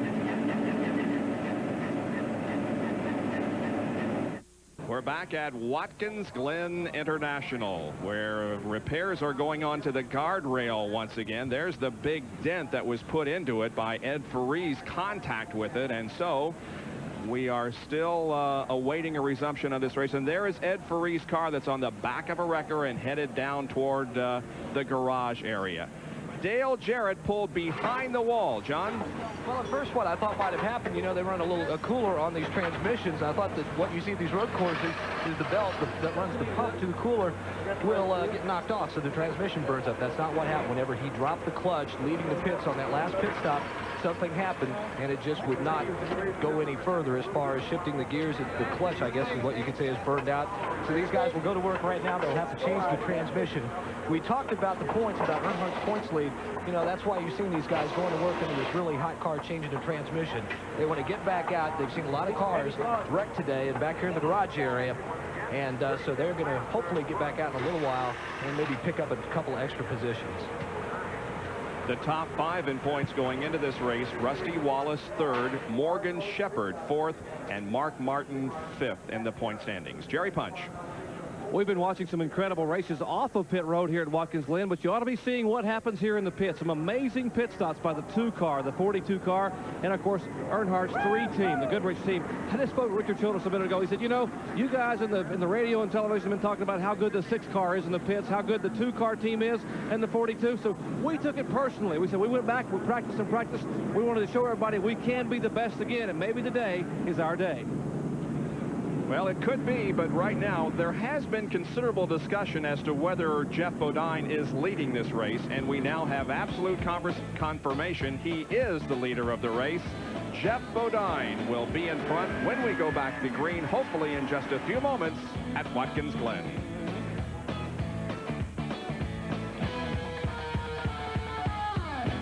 ESPN Speed World is being brought to you by Ford and your Ford dealer. Have you driven a Ford lately? By Allied Signals Auto Light Spark Plugs, guaranteed for 2 years, no matter how far you go. And by Goodyear, #1 in tires. The Bud at the Glen NASCAR Winston Cup race is about to go back to green. Here they are. Jeff Bodine is the leader. Dale Earnhardt second. A battle for 3rd between Rusty Wallace and Terry Labonte and Mark Martin. Martin's on the inside of Labonte. All the rest of them in line. But Labonte comes down. They get through the corner side by side. But Martin has to fall back in line. There we see Lake Speed, the 28 car. He's back in the top 10. And Harry Gant looking on the inside of Jimmy Spencer. Meanwhile, looks like all the cars got through here A-OK. Well, I tell you, an 18-second pit stop for the Robert Yates crew and put Lake Speed back out there in good track position. As we see Mark Martin trying to make a move again on Terry Labonte as they break for the interloop here. He's going to get the position. Labonte lets him move in there single file. So that moves Martin up into 4th place. Jeff Bodine leads him down into turn 5. Earnhardt right on his back bumper. Everyone getting through here very nicely this time, Bob. Martin strong, isn't he, Dorsey? Well, I tell you what, he is some kind of road racer. He's been showing us all day. That qualifying run says it all. I tell you what, they're going to have a handful of Mark Martin today. There is Bill Elliott and Kyle Petty, and Kyle, after having problems with his car, is running well. And he didn't lose a lap through all of that pit stop activity that he made, so he's being shown in the 15th position. Right behind Bill Elliott, the Budweiser Ford. Here they come. Here's their leader, Jeff Bodine. All the cars in line, bumper to bumper. Meanwhile, here's Sterling Marlin on the inside of Brett Bodine. They go through the corner side by side. Whoa! Sterling pulls in behind the Quaker State Ford. Tommy Kendall bringing the Family Channel Ford in for an unscheduled pit stop. Moving Jeff Bodine is back out on the racetrack. We put him out of the race, but he's back out there now, Bob, as we see Kendall coming into his pits, coming to a halt, as we see the action coming into the interloop here as Dale Earnhardt really putting the pressure on Jeff Bodine. Mark Martin now has passed Rusty Wallace, moved up into third, and Earnhardt now trying to make a move on Jeff Bodine. Let's find out what's wrong with Tom Kendall. Here's Jerry. Apparently, Tommy has radioed in and talked to Paul Andrews. He has a transmission problem. Paul is beneath the car as the car is parked at the far end of pit road. He is also going to get a penalty for exceeding the 35-mile-per-hour speed limit on pit road. It'll be a 15-second penalty, but that may be immaterial because he's lost third and fourth gear, and apparently they have just put the car in gear. The reason underneath put it in gear, and now the NASCAR official standing in front of the car. Jack Whittemore will hold him 15 seconds. 13, 14, 15, and he motioned him away as the leaders now scramble back to turn one. And Mark Martin goes by Earnhardt, sets his sights on Jeff Bodine. Mark Martin, the battle lead for it. What a quick race car he has here this afternoon. On any part of the racetrack, it seems to be, as they hit up through the edges now, he sets his sights on Jeff Bodine. Jeff Bodine certainly knows his way around this racetrack, grew up in this area, but I think Martin has the faster race car today as they come into the interlude. Still single file as he comes through there. Let's see if he tries to make a pass there. He looks down on the inside, but Bodine shuts the door very quickly there. So nothing doing right there. John Kernan? A little bit of defensive driving, you might say, on Jeff Bodine's part. You know, after qualifying and practice yesterday, Jeff told me, he says, man, he says, we're not going to run very good for the hometown folks. I asked Donnie Wingo just a few minutes ago, what did you guys change in the race car this morning? He said, we didn't really change anything. He said, but we're still not good enough to hold that 6 car back. And I said, well, you know, looks like Mark's holding some of the other guys back. He said, yeah, but that 6 car was a second faster than anybody else on the last green flag session. But it looks like Jeff right now is doing a pretty good job of holding Mark off. Can Mark Martin outbraking? Here he comes. They're side by side in the corner. Martin backs off, lets Jeff go ahead. Jeff Bodine still maintains the lead.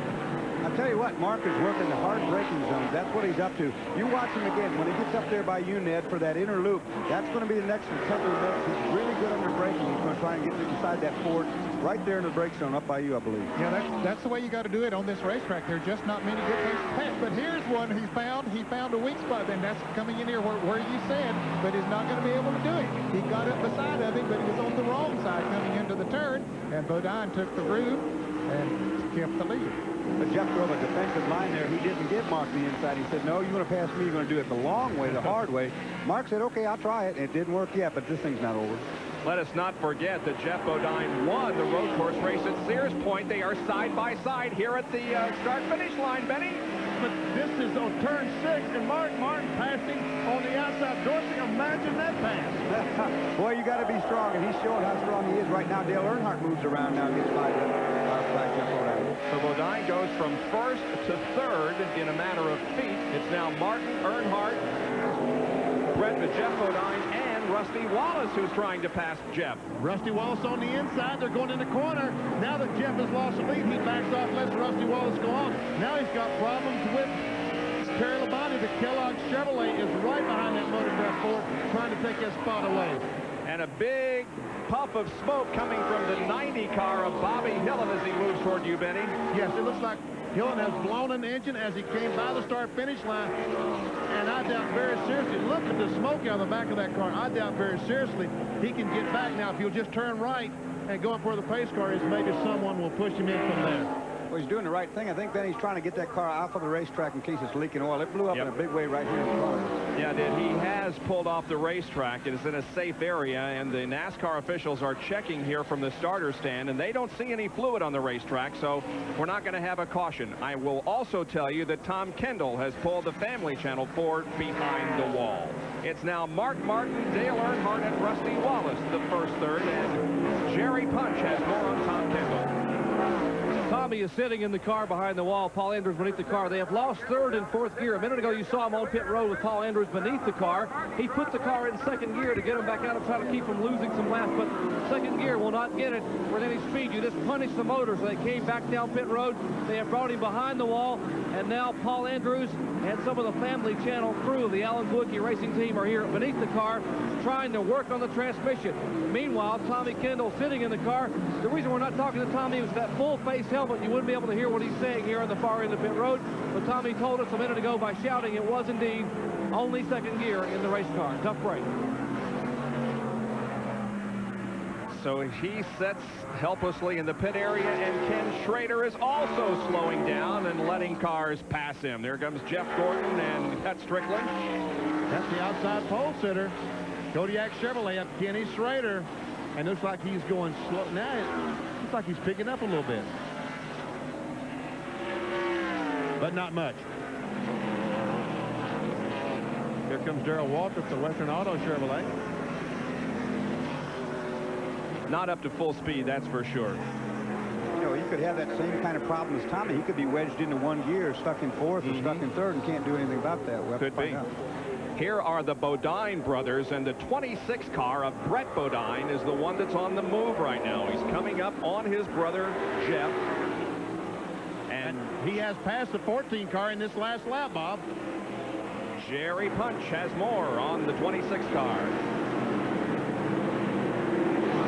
The transmission bug has bitten Kenny Schrader in the Kodiak team. Kenny says the car is stuck in third gear, so they will try to nurse the car as much as they can, try to get it down pit road if they get an opportunity, and try to fix the transmission. But right now, it's basically just hold on and get as many laps as you can as they go by and get the halfway next time by. Schrader just trying to ride it out and maybe get a yellow flag and come in and have a chance to work on the transmission. But right now, it's no fourth gear for the 25.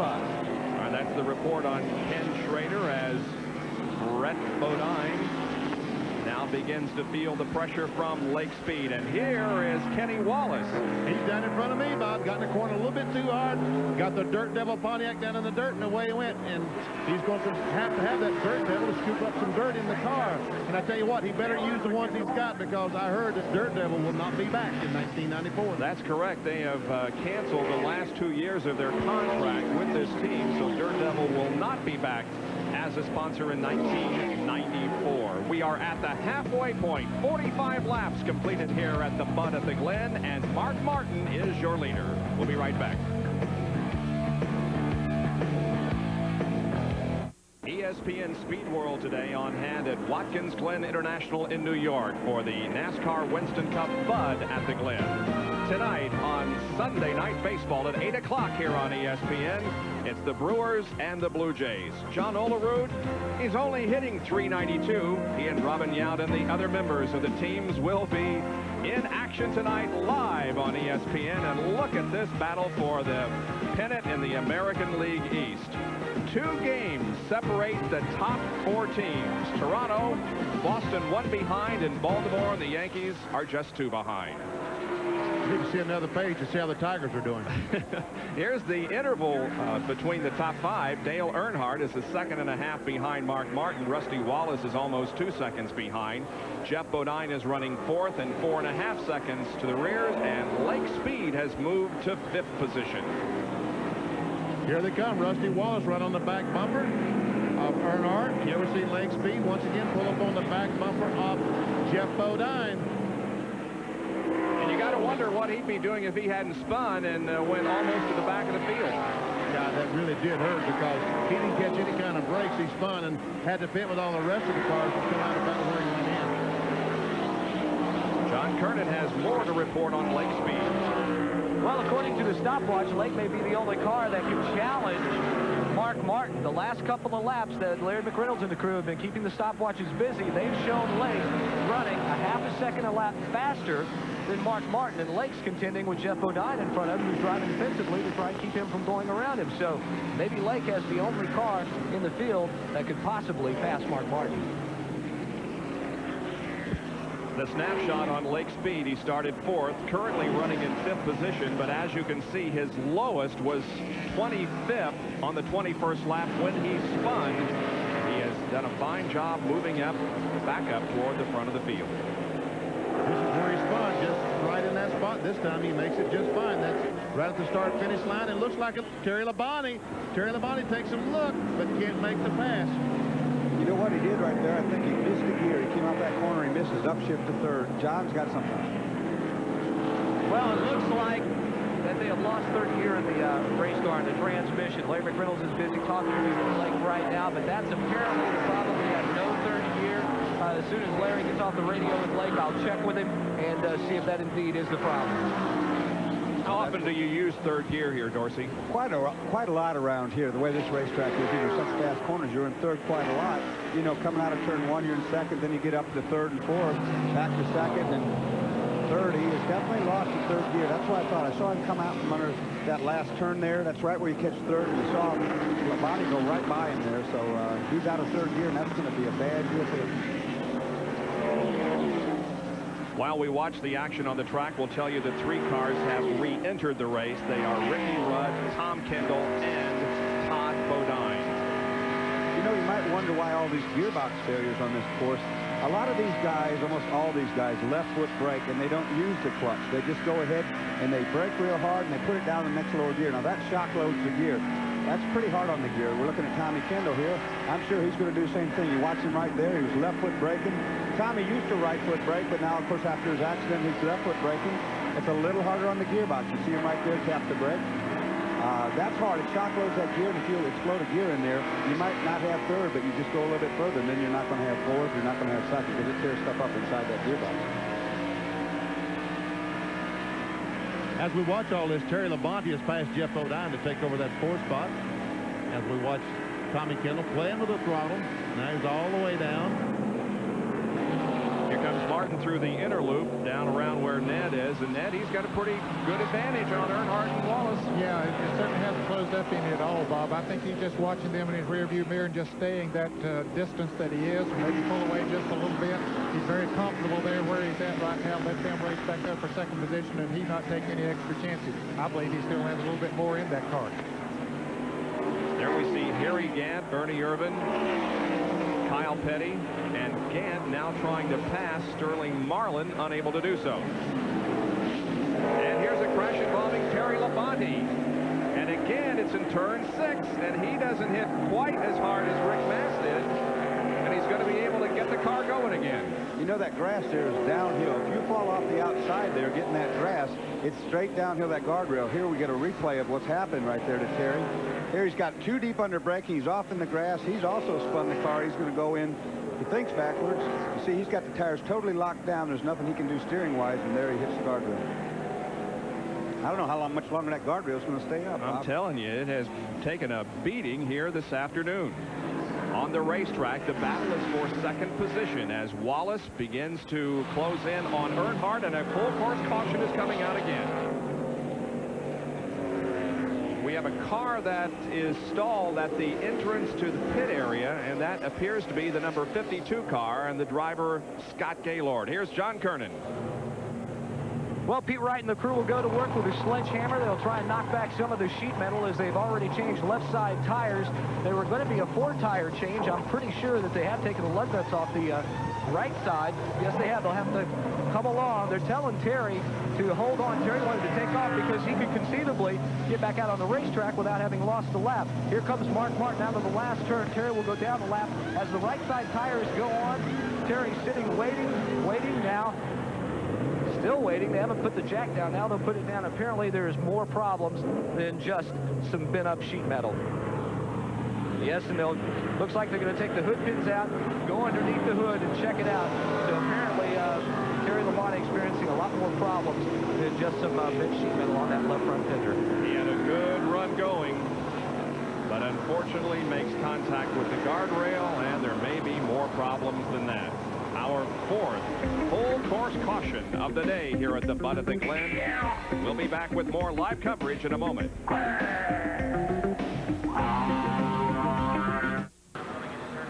We'd like to thank the Blockbuster Video Blimp for providing ESPN with beautiful aerial shots of Watkins Glen, today's race. It is making its maiden tour through the eastern half of the United States here in 1993. The pilot, Terry Dillard from Orlando, Florida, celebrating his birthday today. Well, once again, the pace car has the field in tow, and we should be seeing some pit stops coming up here in just a few moments. The field is now between turns 6 and 7. Passing over our cave camp that made its debut here at Watkins Glen a few years ago. Now here comes the field off of corner number 7, the final one. Mark Martin, Dale Earnhardt, Rusty Wallace, Lake Speed, Brett Bodine all come in. Jeff Bodine, however, elects to stay out. Very slowly down pit road with a 35-mile-an-hour speed limit. Why would Jeff Bodine stay out? Well, he can go a little while before he has to pit, Ben. He's going to have to make one more pit stop. All of those that are stopping right now is going to have to make one more pit stop. So I guess Bud Moore and the crew are figuring let's make it a little bit later, and then we go the rest of the way. Jerry Punch. And the leaders are down on pit road now. Mark Martin pitting about 15 feet in front of Dale Earnhardt in the Goodrich Chevrolet. Ford Valvoline team now working on the right side of the car. Apparently an air gun has failed. The air gun that Steve Meal was using for the right rear of Mark Martin's car has failed, and the backup air gun has now failed. They cannot get the lug nut. They have a lug nut stuck in the right rear, and the car number 3 is down and away. Earnhardt is down. Rusty Wallace, Sterling Marlin, Kyle Petty and company, and they have not been able to get the right rear tire off the Mark Martin car. Can you believe it? We talked about it at the top of the show. This car has been so strong, but it's always been something small to happen to this race team that has kept them out of victory lane after dominating in Michigan. They ran out of fuel, ran short on fuel with 9 laps to go, and here it is a lug nut that costs less than $2, and Steve Meal is cranking on a hand ratchet trying to get the right rear tire off. They have not changed left side tires yet. The car still on the jacks. What a tough break for Mark Martin. You know, I didn't want to say it before, but whenever you have a car this dominant, this is exactly the thing that happens to you every time. This race car can outrun about anything on the racetrack, but they can't outrun the stop like this. They finally get the right rear on. Now they go around to the left side. Fortunately, we're on a big road course, and he's losing a lot of track position, but we'll be able to catch up. Now let's check in with our Western Auto race recap as we have completed 52 laps. And Mark Martin has led 41 of them. 25 cars on the lead lap. This was prior to the pit stops and the caution. 4 leaders and 4 lead changes. 4 cautions for 8 laps and an average speed of 81.58 miles an hour. Those that have led a lap, only 3, Martin, Jeff Bodine, and Dale Earnhardt. And the list that of those that are out of the race is very short. Dorsey Schrader, who has joined us here in the booth, Ed Faree, and Bobby Hillen. The Mechanic of the Year standings finds Andy Petrie up on top, Tony Glover second, followed by Steve Meal, Ken Howes from Ken Schrader's team, and Leonard Wood for Morgan Shepherd. So we'll take another commercial break as we are once again under caution here at Watkins Glen International, the Bud at the Glen.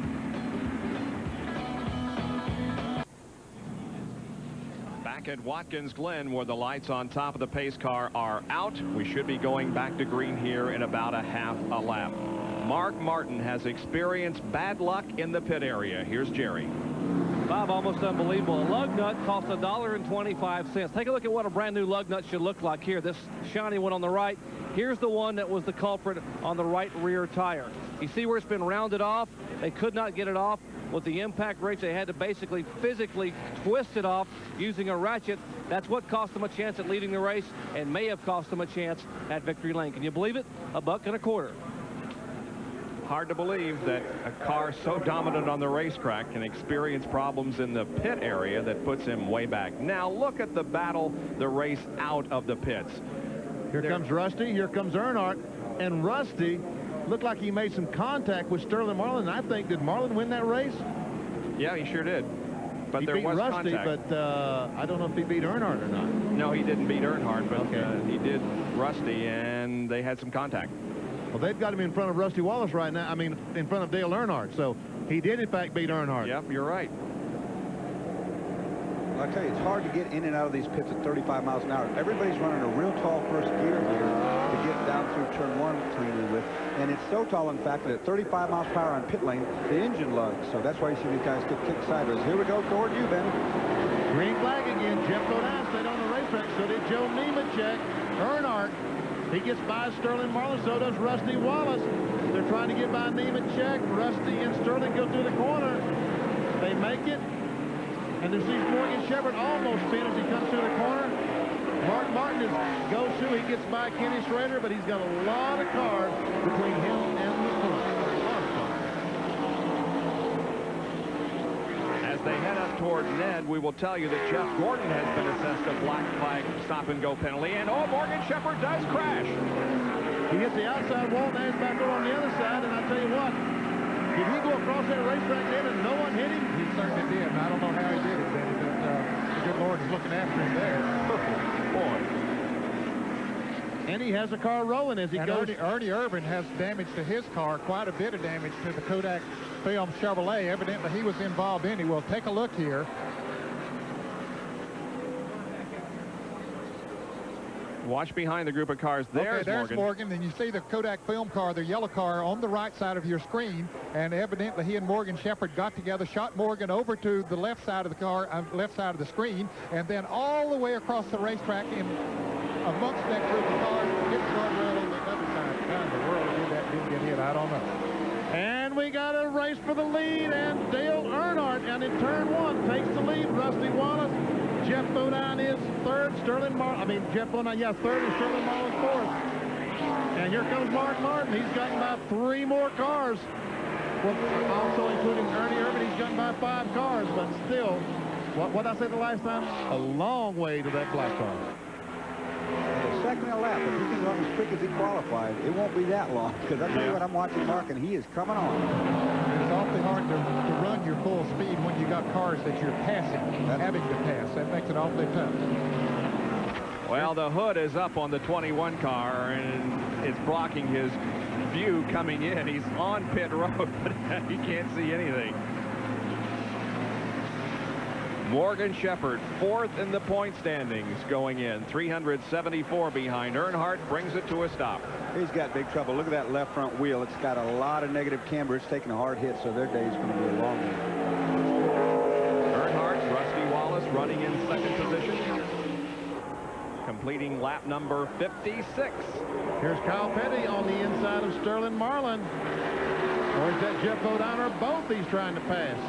Looks like it's Sterling Marlin this time, maybe Jeff Bodine the next time. He has Sterling, takes that spot away. We see Lake Speed falling in behind Sterling Marlin. So Lake Speed is 6th, Kyle Petty 4th. Here is the lead change a few laps ago. Now they're going in turn 7. This is coming down to the start-finish line, and Jeff looks like he got in the corner a little bit out of shape. Earnhardt just drove on the inside. Here comes Rusty Wallace following him. Down in turn 1, both of them go by Jeff Bodine. Now they begin to open up a little bit of an interval back to the 3rd place car. We have a replay from Morgan Shepherd's in-car camera of the incident that involved him a few laps ago.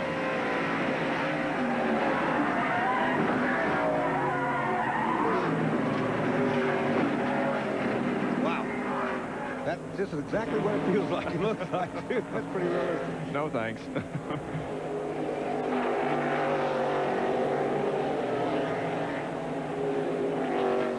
Sterling Marlin pulls out, tries to get on the inside of Jeff Bodine. Look at Dallenbach. Man, oh man, Dallenbach, Lake Speed. Here comes Sterling. He makes it, and Dallenbach gets on the inside of Lake Speed, takes that spot away from Lake. Wally should run good here. We've run a lot of races together at this racetrack, and he knows it real well. It looks like they got that Keystone car finally up to snuff. It's running pretty good right now. Yeah, he spun early in the going, but it's been a nice, steady progression. And Wally is driving the wheels off that thing. Is he following a car that he might drive in the future? There are rumors that he might get in that Budweiser car. He has definitely asked for a release of his contract with the Jack Roush Racing Team. That has been given. There's the damage you see on the 4 car of Ernie Irvin in that incident with the Morgan Shepherd, and I think Harry Gant got a little bit of damage in that as well. Let's go to the pits and Jerry Punch. Well, damage report on the Kodak Chevrolet, Ned, is that apparently it's just sheet metal damage, but the big problem, maybe Dorsey Schrader can comment on this, Ernie has told the crew he has trouble seeing over the hood that's buckled in front of him, and visibility's got to be very important on a road course, Dorsey. Well, you can't see very well. You know, you're sitting pretty high up in the back of that car, and you're looking up toward the top of the windshield. He's got that hood buckled up right in front of him, so that's going to be a problem. Plus, anything that's under that engine's coming out from the backside of the hood and getting on his windshield. Isn't quite as bad as Morgan Shepherd had to contend with a few minutes ago, but it's still pretty bad. Here is Earnhardt leading Rusty Wallace off of the corner. Kyle Petty now runs third, followed by Sterling Marlin and Jeff Bodine. Back with more from Watkins Glen in a moment.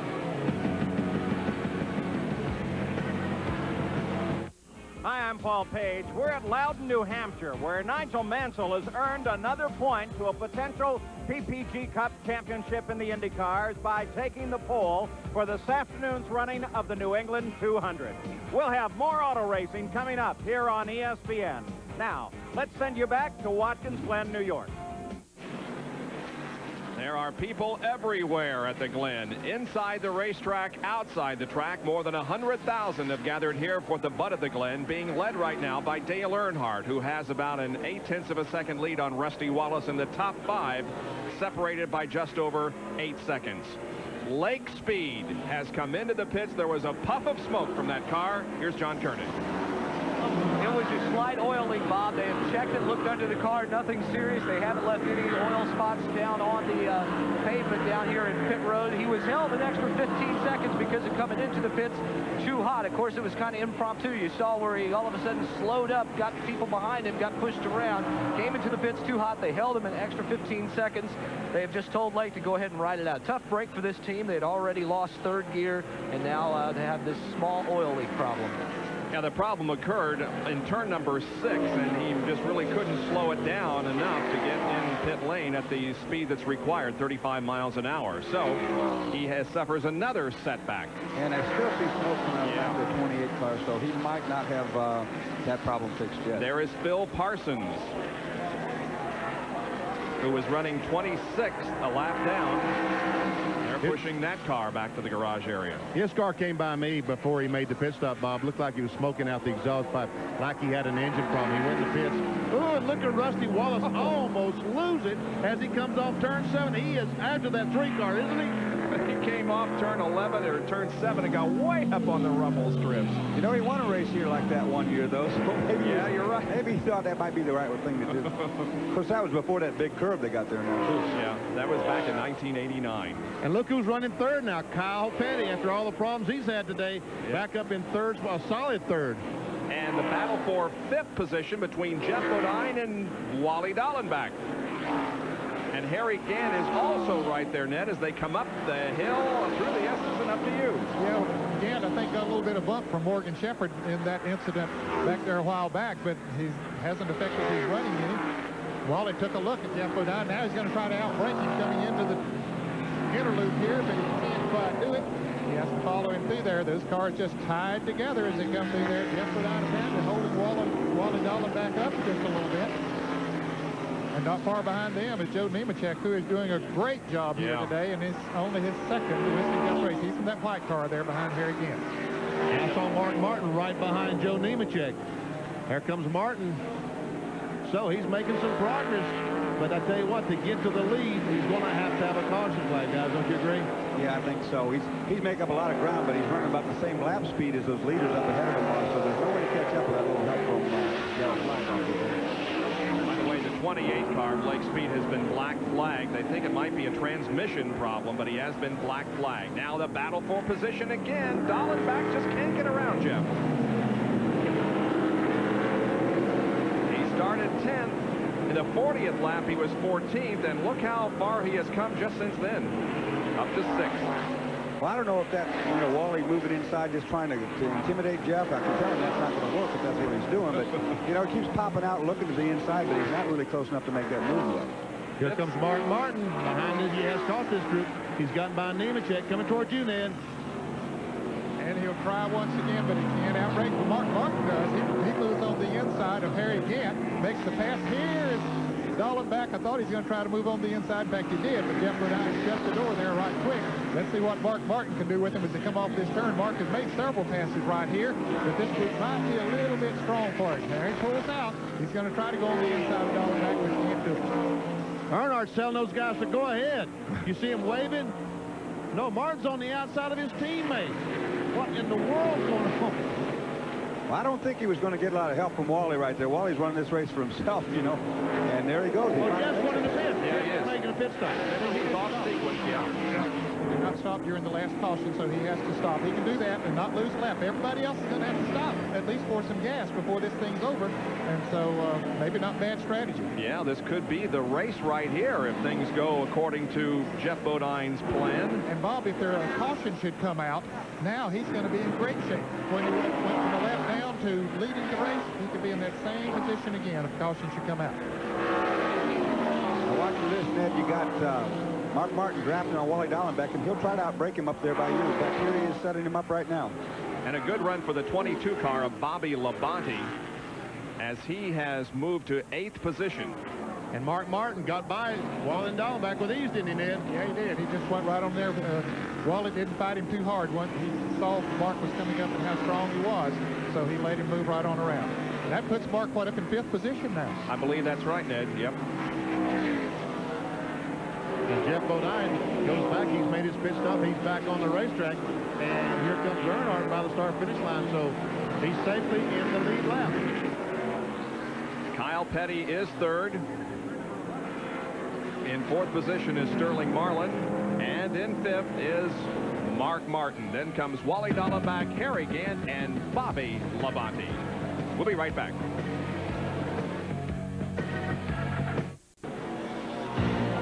The New England 200 IndyCar race from New Hampshire International Speedway in Loudon is next at 3:30 or at the conclusion of this event here on ESPN. This event is the Bud at the Glen NASCAR Winston Cup race.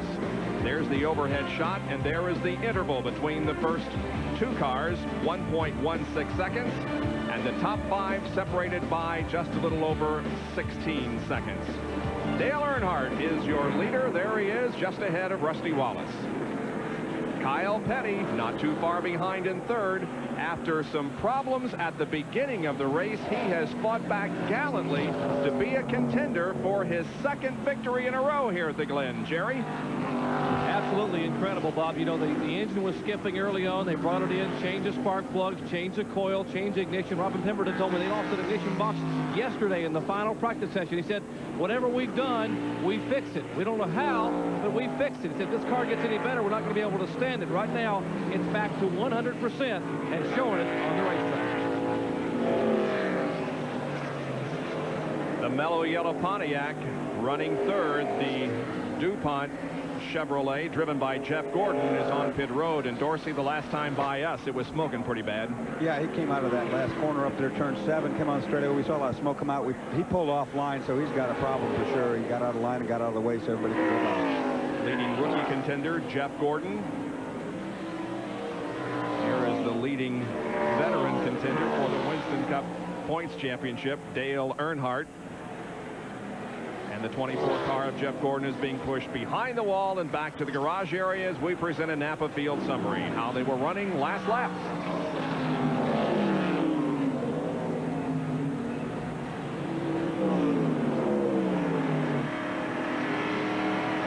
We're inside Tom Kendall's Family Channel Ford as he is following the cars running up front. Right behind Rusty Wallace. You see Tommy Kendall put his hand up instead of the rearview mirror so we can see who's behind him, because these cars have a lot of vibration. Sometimes it vibrates so badly you can't tell who's in your rearview mirror. He wanted to be sure he knew who was back there. As we see the leaders come off of turn 7 there, guys. Mark Martin has just moved into 4th place, and I've been clocking him. He has been gaining over a second a lap on Dale Earnhardt, but unfortunately, he was about 15 seconds behind when I started clocking him. Got a lot of ground to make up, but the car's running well. Well, unofficially, by me right here is at 14.2 seconds behind, so he's picked up a good second and a half, just like you said, man. The car is really running. Without, as we talked earlier, without the benefit of a caution, there's just no way that he can catch him. But remember, everybody's got to make a pit stop again. All except Jeff Bodine. Yep. And Mark Martin eligible for $98,900 in Unocal bonus money. It has not been claimed since Bristol in the spring by Rusty Wallace, and so he could tack on another almost $100,000 to his winning purse if he can pull out a victory. Probably would make that one of the highest paying road races in history. Yeah. Not too shabby, 100 grand. No, sir. Clear racetrack in front of him. The only problem is there's too much racetrack in front of him. Here we see our leader, Dale Earnhardt, the Goodrich Chevrolet. There's a second place car, Rusty Wallace, and we see third, Kyle Petty. That's a lap car, and I think is that Mark Martin just coming by the start-finish line? Yeah, it is.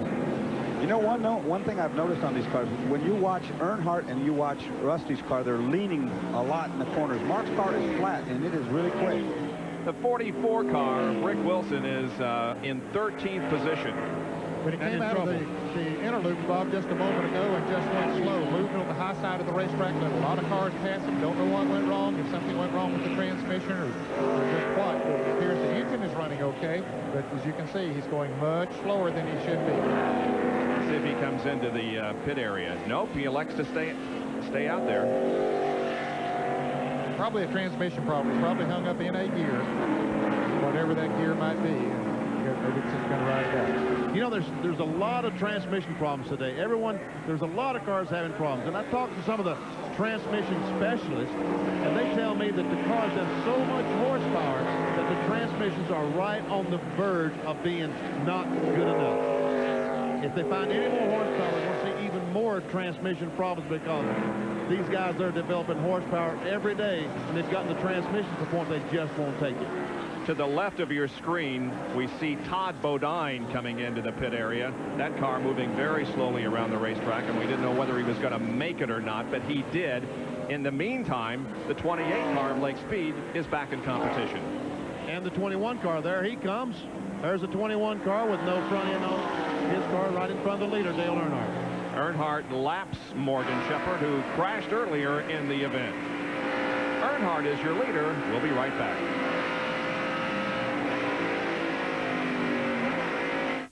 Bob Jenkins, Benny Parsons, Ned Jarrett, Dorsey Schrader, John Kernan, and Dr. Jerry Punch back with you at Watkins Glen International for the Bud at the Glen. There's a second place car of Rusty Wallace, and just ahead of him is the leader, Dale Earnhardt. Looks like Rusty's losing some ground, Ned. Yeah, he is losing ground. There's no question about it. Meanwhile, Mark Martin is gaining ground. He has cut that lead Earnhardt has down to a little under 11 seconds, according to my stopwatch. And he continues to gain on Kyle Petty. You see Kyle right there, and there's Mark Martin coming up on him. And we understand that Kyle Petty will be coming in for a pit stop, Jerry? That's exactly right, Bob. Everyone has to make one more stop, with the exception of Jeff Bodine, as we've documented. Kyle said, hey, the leaders are pulling away from him, and behind him, Mark Martin is catching him. So he has no choice but to come in and change all four tires. And the car number 98 has had problems up at the loop.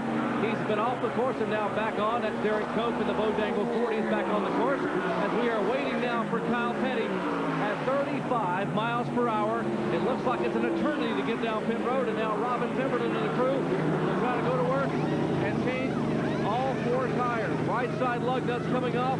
Kyle waving for water in the car. Left side lug nuts being taken off. They're getting the car completely full of fuel. Felix Zavada standing over, surveying the action. Now left side tires going on. One can of fuel in, second can going in. Kyle puts it back in first gear and pulls away in what would be his final pit stop for the day. There are 19 laps to go. 71 have been completed, and Kyle Petty now can go the rest of the race. Derek Cope did spin out in the inner loop area. And here's how it happened, Ned, up by you. Yeah, he comes in there. It looked like he came in a little bit hot, tried to get the car down on the grass. He had the left wheels on the grass, lost the back end. He went around. He tries to correct it, sees he isn't going to be able to do it, so just spins it on around and sort of out of harm's way. He didn't hit anything other than just going over the dribble strips down on the inside. Hey, Jerry, why are the guys changing the inside tires today the first? Why are they doing that first? You know, normally they go around, change the outside tires, come back and change the inside tires. Why have they reversed it here on the road course? Well, Benny, it looks like what's happening here is that the conditions are so tight in the pits here, it's actually safer for the guys to come across the wall, and probably even quicker to change the right side tires first. And the other reason might be is that you want to be able to get the car full of fuel. They're fueling the car from the right side here, and of course that could make a difference. But while traffic is on pit road and it's very congested, it might be easier to stay on this side of the car first and then go to the opposite side. With Kyle Petty's pit stop, of course, Mark Martin is now in third position. There's first and second. And here comes Mark around corner number 5 and headed down the straightaway to corner number 6. And he has cut that lead to less than 10 seconds when he went by here the last time, Bob. So no question but what Mark Martin has the fastest car on the racetrack. But that's a lot of distance to make up, and it's hard to imagine with the way Earnhardt and Rusty Wallace's crew works in the pits that he could beat them enough in the pits to make up that difference. Here's the on-track interval, lap 67 through 71. It was a 14.2-second interval, and it shrunk to 10.7. And look how much faster Martin was than the leader, Dale Earnhardt. And you know, there's enough time left, in theory, if he can keep up this second per lap deal, he will, in fact, catch that lead car before the end of this race. Yep, there are 17 laps to go, and it isn't that. There aren't 17 seconds separating first and second, so theoretically, he could do it. The interval continues to stretch out between Dale Earnhardt, and we have another caution. Rusty Wallace is falling back, and here's what happened a few minutes ago. He comes off the corner, misses the corner. That's where everyone has been hitting the wall down in turn 6 today. Gets off the racetrack. And what's the caution flag for, Bob? I think it's for oil on the racetrack. Well, it could be. The 75 car is going he's still going very slowly. Don't know if he'll get back to the pits, but there might be oil on the racetrack as well. Well, Rusty did a real good job there. You saw the brake smoke. He locked up that tire. He knew he was going off in the grass, so he took his foot off the brake, added a little bit of steering, and kept that thing right on the verge of going off in that grass. If he'd got on that grass, he'd have been right down there in the wall with the rest of them. Hey, guys, I got to say something. You know, while we've been talking about Mark Martin gaining on the leaders, you know who was outrunning Mark Martin? Joe Nemechek, who was right in front of him. He was outrunning Mark Martin. But Nemechek is a lap down in 23rd position, but it has been a good race for the defending NASCAR, Grand National champion. Pace car is out for the 5th time here at Watkins Glen. ESPN Speed World is being brought to you by Valvoline. People who know use Valvoline. By AC Delco Automotive Parts. AC Delco, it's like buying time. And by Budweiser, fresh, pure, natural, proud to be your Bud. Pace car has the field in tow coming off corner number 5. This is for some oil on the racetrack, but we're going to be seeing some pit stops here in just a few moments, the final pit stops of the afternoon. There's the Blockbuster Video Blimp, which is hovering high overhead of Watkins Glen International Raceway, making its maiden tour through the eastern half of the United States. And we welcome her presence here today. To the people that have gathered here, inside and outside. They're everywhere, waiting for pit stops to happen. They're entering turn number 7, the final turn on the course. Earnhardt, Wallace, Martin, and others will be turning right into the pit area, keeping that speed below 35 miles an hour. We will be watching Earnhardt, Wallace, and Martin in particular, but a lot more than that come down pit road for some service. And Kyle Petty may stay on the racetrack, try to take advantage of that late pit stop he made and try to take the lead. But meanwhile, let's watch the race on pit road. Jerry Butler coming to you. And it should be the final, and will be the final scheduled pit stop of the day. Very slowly they come down, and even as they've been on the racetrack, what happens in the pits to decide the outcome here at Watkins Glen. We're watching Dale Earnhardt's crew, Will Lynn, David Smith, and company go to work on the right side of the car. Meanwhile, Rusty Wallace's team changes the left side tires first. Now they move around to the right side while Earnhardt's crew moves to the left side. We'll see which philosophy will play out. Rusty's car is down and away. Earnhardt is down and away. It looks like Rusty Wallace will win the battle among the lead cars down pit road. And Mark Martin is still on pit road as they have trouble with the right side once again. Now over to the left side of the car, just now jacking the left side of the Valvoline Ford. And they are working there. As you hear the celebration in the background, that's the yelling and screaming from Rusty Wallace's Miller pits.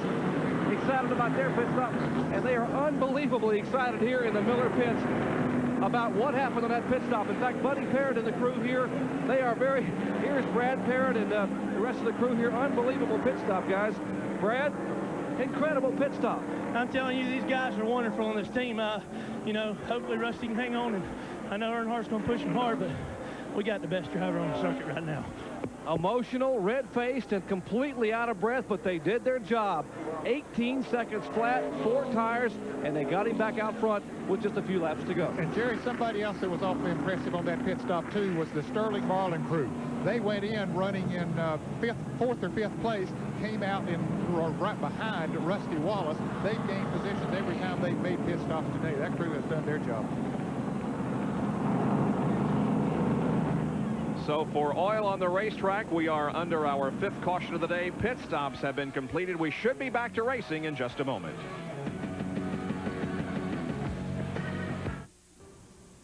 Hi, I'm Paul Page. We're at Loudon, New Hampshire, where Nigel Mansell has earned another point to a potential PPG Cup championship in the IndyCars by taking the pole for this afternoon's running of the New England 200.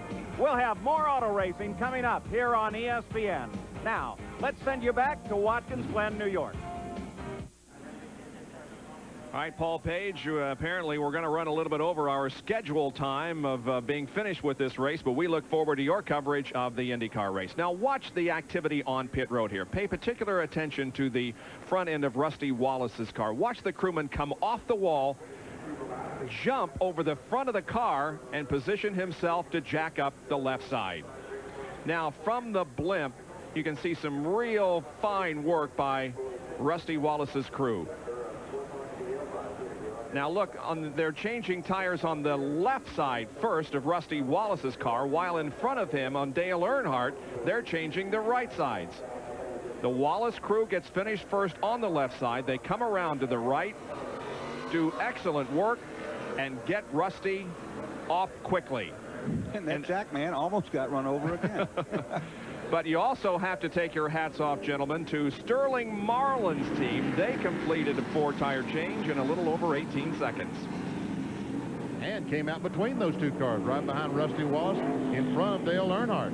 Well, guys, we're about ready to go back to green flag racing. Now, Rusty Wallace is not leading this race. Kyle Petty is leading the race. Michael Waltrip is up in there. Jeff Bodine, they have made green flag pit stops. They didn't have to stop this time. So Rusty Wallace and all those who made pit stops has got to pass some pretty good cars there. Hut Strickland is among those. So they got some good cars to pass before they can get to the front. The car that's out front is Joe Nemechek. He is back on the lead lap.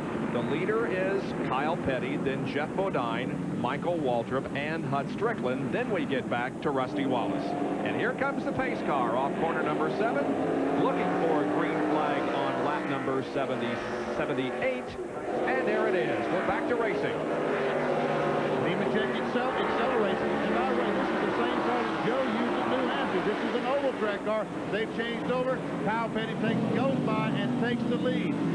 Meanwhile, it's Jeff Bodine, Michael Waltrip, Rusty Wallace, and Earnhardt, and Sterling Marlin hung up behind the 27 car of Hut Strickland right now. Here's the in-car camera, Jeff Bodine, the roof cam looking at Joe Nemechek as he accelerates turn 4 and head towards mid-pit in turn 5 in the interlude.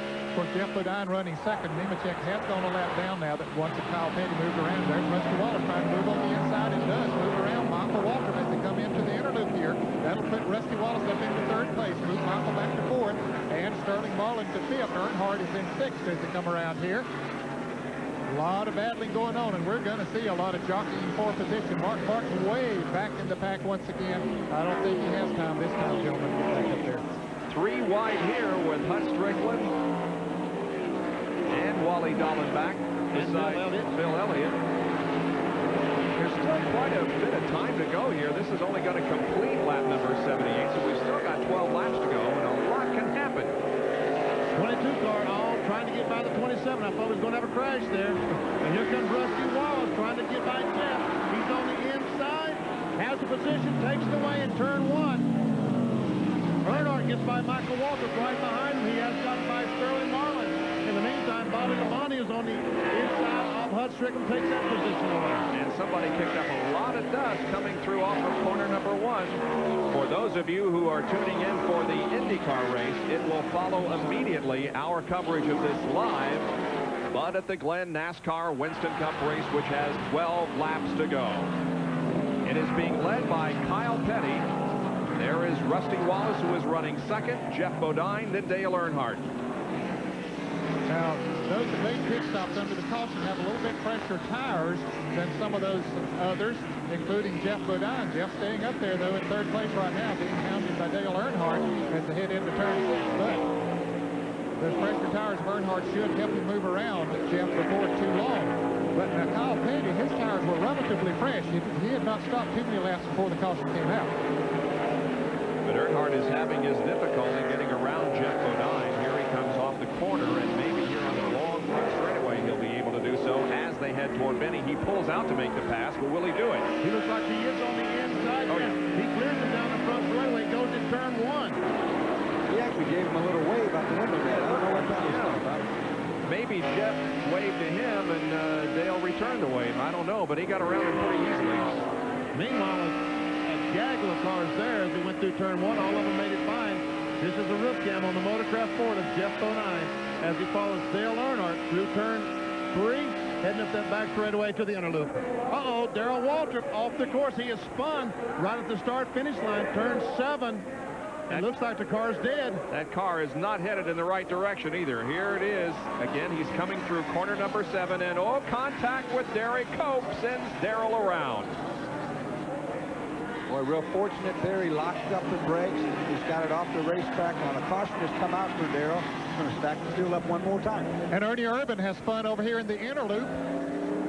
I think he's going to be okay. There he is, getting it righted once again. That car is taking a beating today. This is a break that Mark Martin needed. He's able to get a little bit closer to the leaders. Here they come off corner 7. They now acknowledge the caution flag. And Nemechek got a lap back. Yes, he did. He's now on the lead lap once again. He's in 23rd position and on the lead lap. Real impressive run for Joe Nemechek. I talked to him this morning in the garage, told him how good he qualified. You know, he said, I don't know a lot about this road racing stuff, but I'm having a good time, though. So with 10 laps to go, we're set up for a shootout. The caution is out once again. The field is bunched. Back with more live coverage from the Budweiser at the Glen.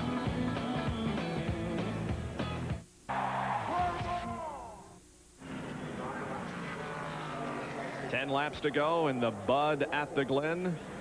Kyle Petty has the lead at the moment, looking for his second straight victory here. He started 7th. He's currently 1st, but the most impressive thing, look on lap number 14. He was way back in 35th position after he had some mechanical problems with the car. Needless to say, they have got it fixed. He is in the lead at the moment. And Dale Earnhardt got around Kyle Petty, or rather Rusty Wallace in all of this, and is now 2nd. Boy, he don't miss a trick, does he? He sure doesn't. And believe me, he's going to be pushing and gouging, trying to get to the front. And I see Mark Martin's back there right behind his, I guess we'll call it teammate, Wally Dallenbach. And I realize these guys are racing for themselves, but I guess Mark is hoping that Dallenbach will somehow help him get up there to these guys. He has a very fast race car, but he has several cars to get by before he has a chance to get up to the leaders.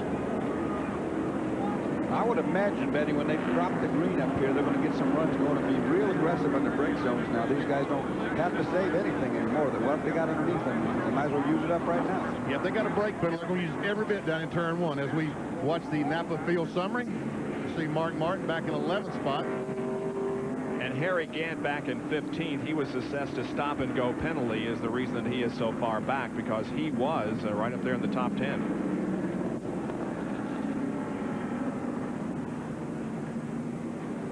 The 15 car of Jeff Bodine, although it is 4th in line, may be having a problem, John?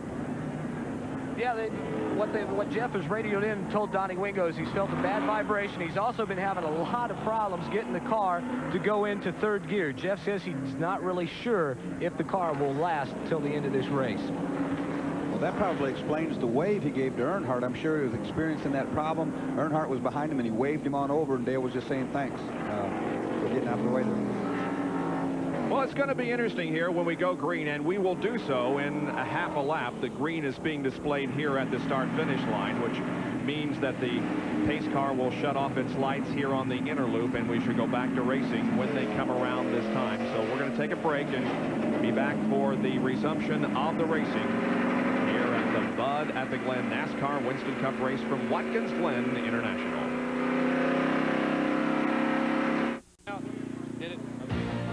Here at the Bud at the Glen Winston Cup race, 9 laps to go. Immediately following us now, stay tuned for the IndyCar race from New Hampshire International in Loudon.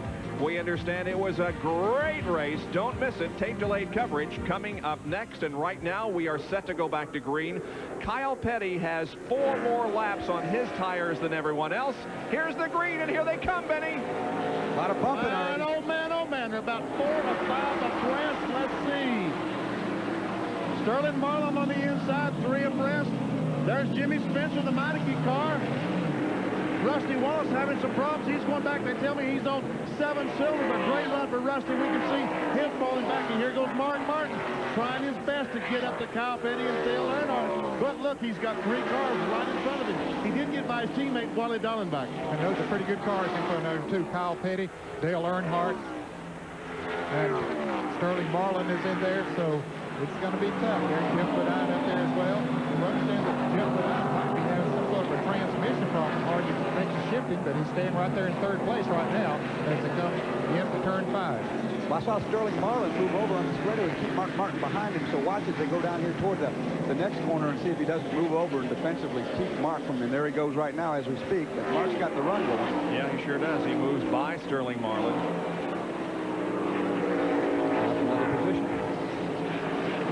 Tough break for Rusty Wallace, who has lost a cylinder after a great job on the racetrack and in the pit area. Things just go wrong. Robin Pemberton is the Western Auto mechanic of the race. There we see Mark Martin trying to get by Jimmy Spencer. Meantime, Earnhardt not making a move. Here comes Martin. He clears Spencer down in the corner, falls in behind Jeff Bodine. And some contact between the 16 and 8, but they made it through the corner unscathed, and it looks like Dallenbach's going to have the position when they get to turn 2. Looks like some contact there also between Michael Waltrip and Bill Elliott. So, gentlemen, what is the strategy that Dale Earnhardt employs now? Is it that point of the season where you take it easy and protect the points lead, or do you go for the win? Win. Go for the win. I'm going for the win. yeah. Dale Earnhardt don't know any other way. And here's Mark Martin now moving up to 3rd. Boy, he has, how many more laps we got? 7 more, Ned. Okay, he's got time. If he can pick up that 2nd lap, he can catch it. And certainly, if you're Dale Earnhardt, you know that Mark is breathing down your neck and catching up. So, yeah, he's going to go for it. And look at Mark back there with the run off that corner. Now he can see where he's got to get to. You can bet he'll be running that car real hard right now into the brakes. He's got better brakes, I think, than the other guys. You see him get into the brake zones down by you, Benny, and he really gets in there by the car length deeper. He does come in the corner harder than anyone here. He goes through the corner on the throttle hard, comes off that rumble strip. Hello. Whatever it is. That white part of the racetrack. Rough place on the racetrack. Yeah, rumble strip. Martin has gained 7 positions in the points in the last 6 races. Is now running in 3rd position. Look at the battle behind him, though, as Wally Dallenbach and Jimmy Spencer got by him. Yeah. Oh, and Dale Earnhardt and Kyle Petty have crashed. Mark Martin is in the lead. This is at the top of the S's. Yeah, that's going to be a big hit right there, too. Right at the top of the S's, Mark Martin is clear through that. He's in the lead. That'll bring out a caution. Those cars won't be going anywhere. And Martin may have victory after all. Unbelievable. Look at Felix Sabates, yeah. All you can do is hang your head and cry. Here is a replay of what happened. Now, they're coming up through the S's here. Kyle gets the car out of shape. Oh, yeah. All by himself. He spins Earnhardt. He comes back across, and Earnhardt nails it. I think Earnhardt thought Kyle was going to spin back across the track, and he made that commitment to go on the outside there, and Kyle stayed out there. Well, and another yellow. You know, there's nowhere to go in there. That's like driving through the inside of a tunnel. If you hit that thing, it's just a ping pong ball bouncing back and forth. Earnhardt looked one way, thought he was going to. You only get one move. You either got to go left or right. Earnhardt said, I'm going this way. It was the wrong way today. That's where the crash occurred here a few weeks ago, Dorsey, involving Steve Millen. Yeah, that was the crowd is going crazy here on the front stretch. They are up and shouting and cheering. Look at them. They are on their feet cheering as Mark Martin goes by. You know, there's more flags waving around here. I haven't spun my tire. The caution is out, as we said. Kyle Petty is out of the car. And here comes Earnhardt down in turn 1. Yeah, he's still running. He's still running. Car doesn't look too good, but he's still running. Kyle Petty's car is at the top of the hill, disabled, unable to move. Well, you can see both the right side tires are blown completely out as he locked that thing down, slid up the hill. It blew it all the way through both the inner liner and the outer, so it'll take a flatbed to get Kyle out of there. Earnhardt has some body damage, and it's rubbing against the tire. They go very slowly through this scene of the crash. And also they're going slowly, trying to get this race restarted. Yeah. So it will not end on a caution flag, trying to slow them down, take all the time they can.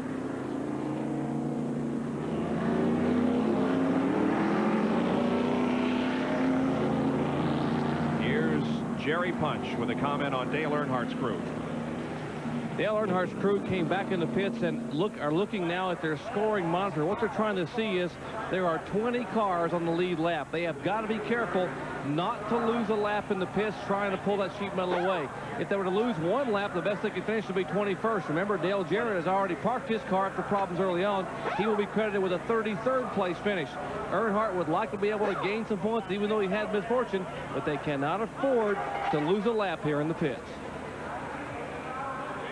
Well, we have seen an unbelievable race here this afternoon that could result in Mark Martin's win. Now, hey, Dale Jarrett has a passenger. Yeah, He's picked up Kyle. Yeah, I think he picked him up and going to ride him back around to the fifth. He's a long way from home, so Dale wasn't going anywhere. And each of the restarts, I don't think we ever established the fact that Dale had gotten back in the race. He's only been back in there about 15 or 20 laps. Probably nobody cared except his mother, Martha. There's Kyle waving to Ernie Irvin and his wife, Kelly. And Ernie comes over and gives him a little bit of love tap there. Said, get out of my way, boy. You ought to be riding over there anyway. Yeah, Dale is back in 33rd position, so he's not going to pick up very many points here, but he is back in the race. A little friendly rivalry right there. Yeah. That was. Here once again is the incident that has cost Dale Earnhardt and Kyle Petty potential wins. Well, Looks like he got off the, did he get off the track a little? He touched that curb, and that's all it takes in there. You're almost wide open. He hit that curb, the car got loose on him, spun around. Nowhere to go for Earnhardt. They get nose to nose, and both cars tore up pretty good there. Well, Dorsey, you say nowhere to go. Nowhere to go after he made that commitment. You said earlier that you only got just a short period of time to make that commitment, and he made that commitment to go out there on the outside. There's that little love tap to Kyle Petty. You wonder if he was trying to crawl over in there with Ernie. Well, it's a very slow pace that's being maintained here so that we can get in as many green laps as possible. As they come down, there will be 4 more to go here at Watkins Glen.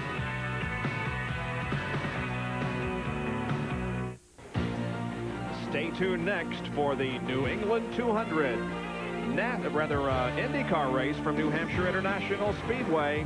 That will immediately follow our coverage of the Bud at the Glen. There are a little more than 3 laps to go in this race. And the pace cars' lights are out, so we will be going back to green here in just a moment. We have Mark Martin up front. Running second now is Jimmy Spencer. Wally Dallenbach is third. Jack Roush could have his first 1-3 or possibly 1-2 finish. We'll wait and see. And, Bob, there are 6 Fords in the first 6 positions. Ford hasn't won here since 1965. And I think Marvin Pinch took the checkered flag then. That's right. And Ford hasn't had the kind of year winning that they had hoped to have, so this might get them back on track.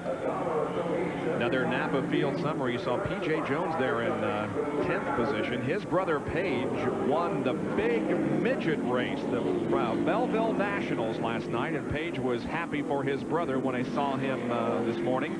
Scott Lagasse is 13th. Good run for him. Yeah. Road racer, I've known for a long, long time. There's that guy out. I don't like that out now. Yeah. And last, not good. Not a good Well, it's a better kind of an out than if you were a boxer. Yeah, that's right. for sure. Yeah, it wasn't a knockout. It was just an out. Now coming through corner number 7, the final one. The green flag awaits the field. Mark Martin has 3 laps to go and potentially his first win of the season. Here's the green. Now we're going to watch to see if Wally Dallenbach can take second. He's already passed Jimmy Spencer as they head for 1, and now Roush is first and second. And the cars are about 3 abreast behind them. Dallenbach gets through the corner. Spencer is 3rd. Sterling Marlin is 4th. Meanwhile, all the rest of the cars, we see Jeff Bodine on the inside trying to nurse that transmission or whatever problem he's having to get it back home. Just about 2.5 more laps, and Bodine will have this race done.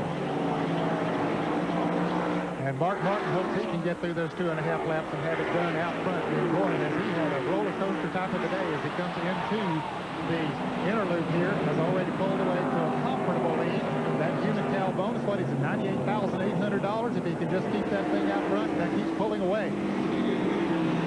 Arlene, get out the credit card. That Unical bonus hasn't been won since Bristol, and it's never been won for a road course race. So Mark may be making history here. Jeff Bodine beginning to fall back now. In 4th position is Sterling Marlin. Bill Elliott is in 5th, and Michael Waldrop and Bobby Labonte. Here is Jeff Bodine running with Kenny Wallace. Bill Elliott out of this kid. He's running pretty good there. There's Scott Lagasse trying to get by Jeff Bodine, that pedigree dog food car. Yep. 2 laps to go. 88 complete. 3 wide, headed for you. Here they come. On the inside is Schrader. Takes the spot away from Bobby Labonte. Michael Waldrop follows suit. That's P.J. Jones right behind there. Another road racer that's a real good run going today. That was a great shot from the blimp of those cars moving through turn 1 and getting in single file. Now they move up through the S's once again onto the long backstretch headed for the inner loop. The lead is being held by Mark Martin. And he is extending that lead, Bob, every lap around here. He has a very comfortable lead. Now, you don't really have to push it, but the car feels so good to him that he can just ease around here and still pull away from everybody. Boy, there's a big battle there with you, Ned. That's P.J. Jones, I believe, involved in a battle for position. Yeah, Michael Waldrop right in front of him. P.J. trying to take the position away, but Michael holding him off. He can hit over in towards turn 6. Looking for the white flag this time by. Mark Martin will have 1 more lap to go. He last won a NASCAR Winston Cup race at Charlotte in October of last year, 22 races ago.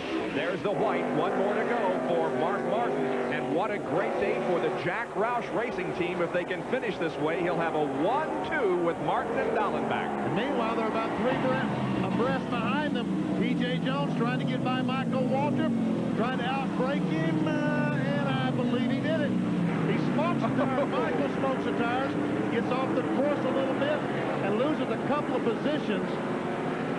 Michael Waldrop might have lost about 4 positions there, Benny, and that little exchange. Harry Gant went by, and so did the 40 car of Kenny Wallace. And the 98 car of Derek Cope. Yep. Got to give a call to Wallace. He's run a good race. Kenny Wallace. Here's Mark Martin moving through the inner loop for the last time. Don't you know this guy thinks this day would never come, Ned? Yep. But boy, he has fought hard today. Come back from 2 adversities in the pits, and now just pulling away. Should have no problem getting back to the finish line first. Headed for turn number 6, where we have seen many crashes today, including one early in the race involving Rick Mast, but we have had no driver injuries. He's off of corner number 6, now headed for turn 7. He enters it, comes onto the straightaway, sees the checkered flag, it's waving for him, he wins it. Mark Martin has the Bud at the Glen, and Wally Dallenbach finishes in 2nd spot. Jimmy Spencer 3rd, then Bill Elliott and Ken Schrader.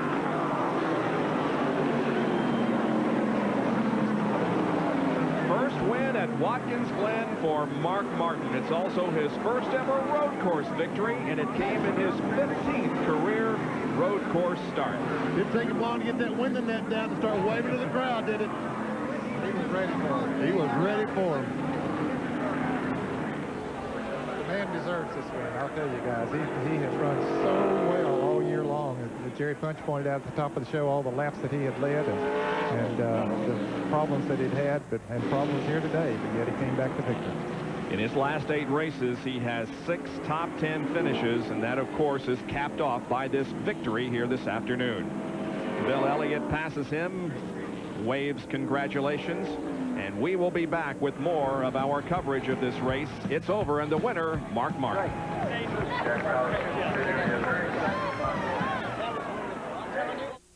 Mark Martin has yet to come around to get his congratulations in victory lane. He is saluting the crowd, and the crowd is saluting him. Now he comes off of the final corner and moves down onto pit road and is looking for victory lane, which is positioned just under our broadcast position here at the start-finish line. Again, the IndyCar race from Loudon, New Hampshire is coming up in just a moment, but we've got to talk with Mark Martin on an outstanding victory here this afternoon. Had the fastest car all the weekend, and he overcame some adversity on pit road. By golly, he pulled it off when Kyle Petty and Dale Earnhardt crashed with just a few laps to go. Mark Martin, obviously a very, very happy person as he pulls in and gets the congratulations of those waiting for him.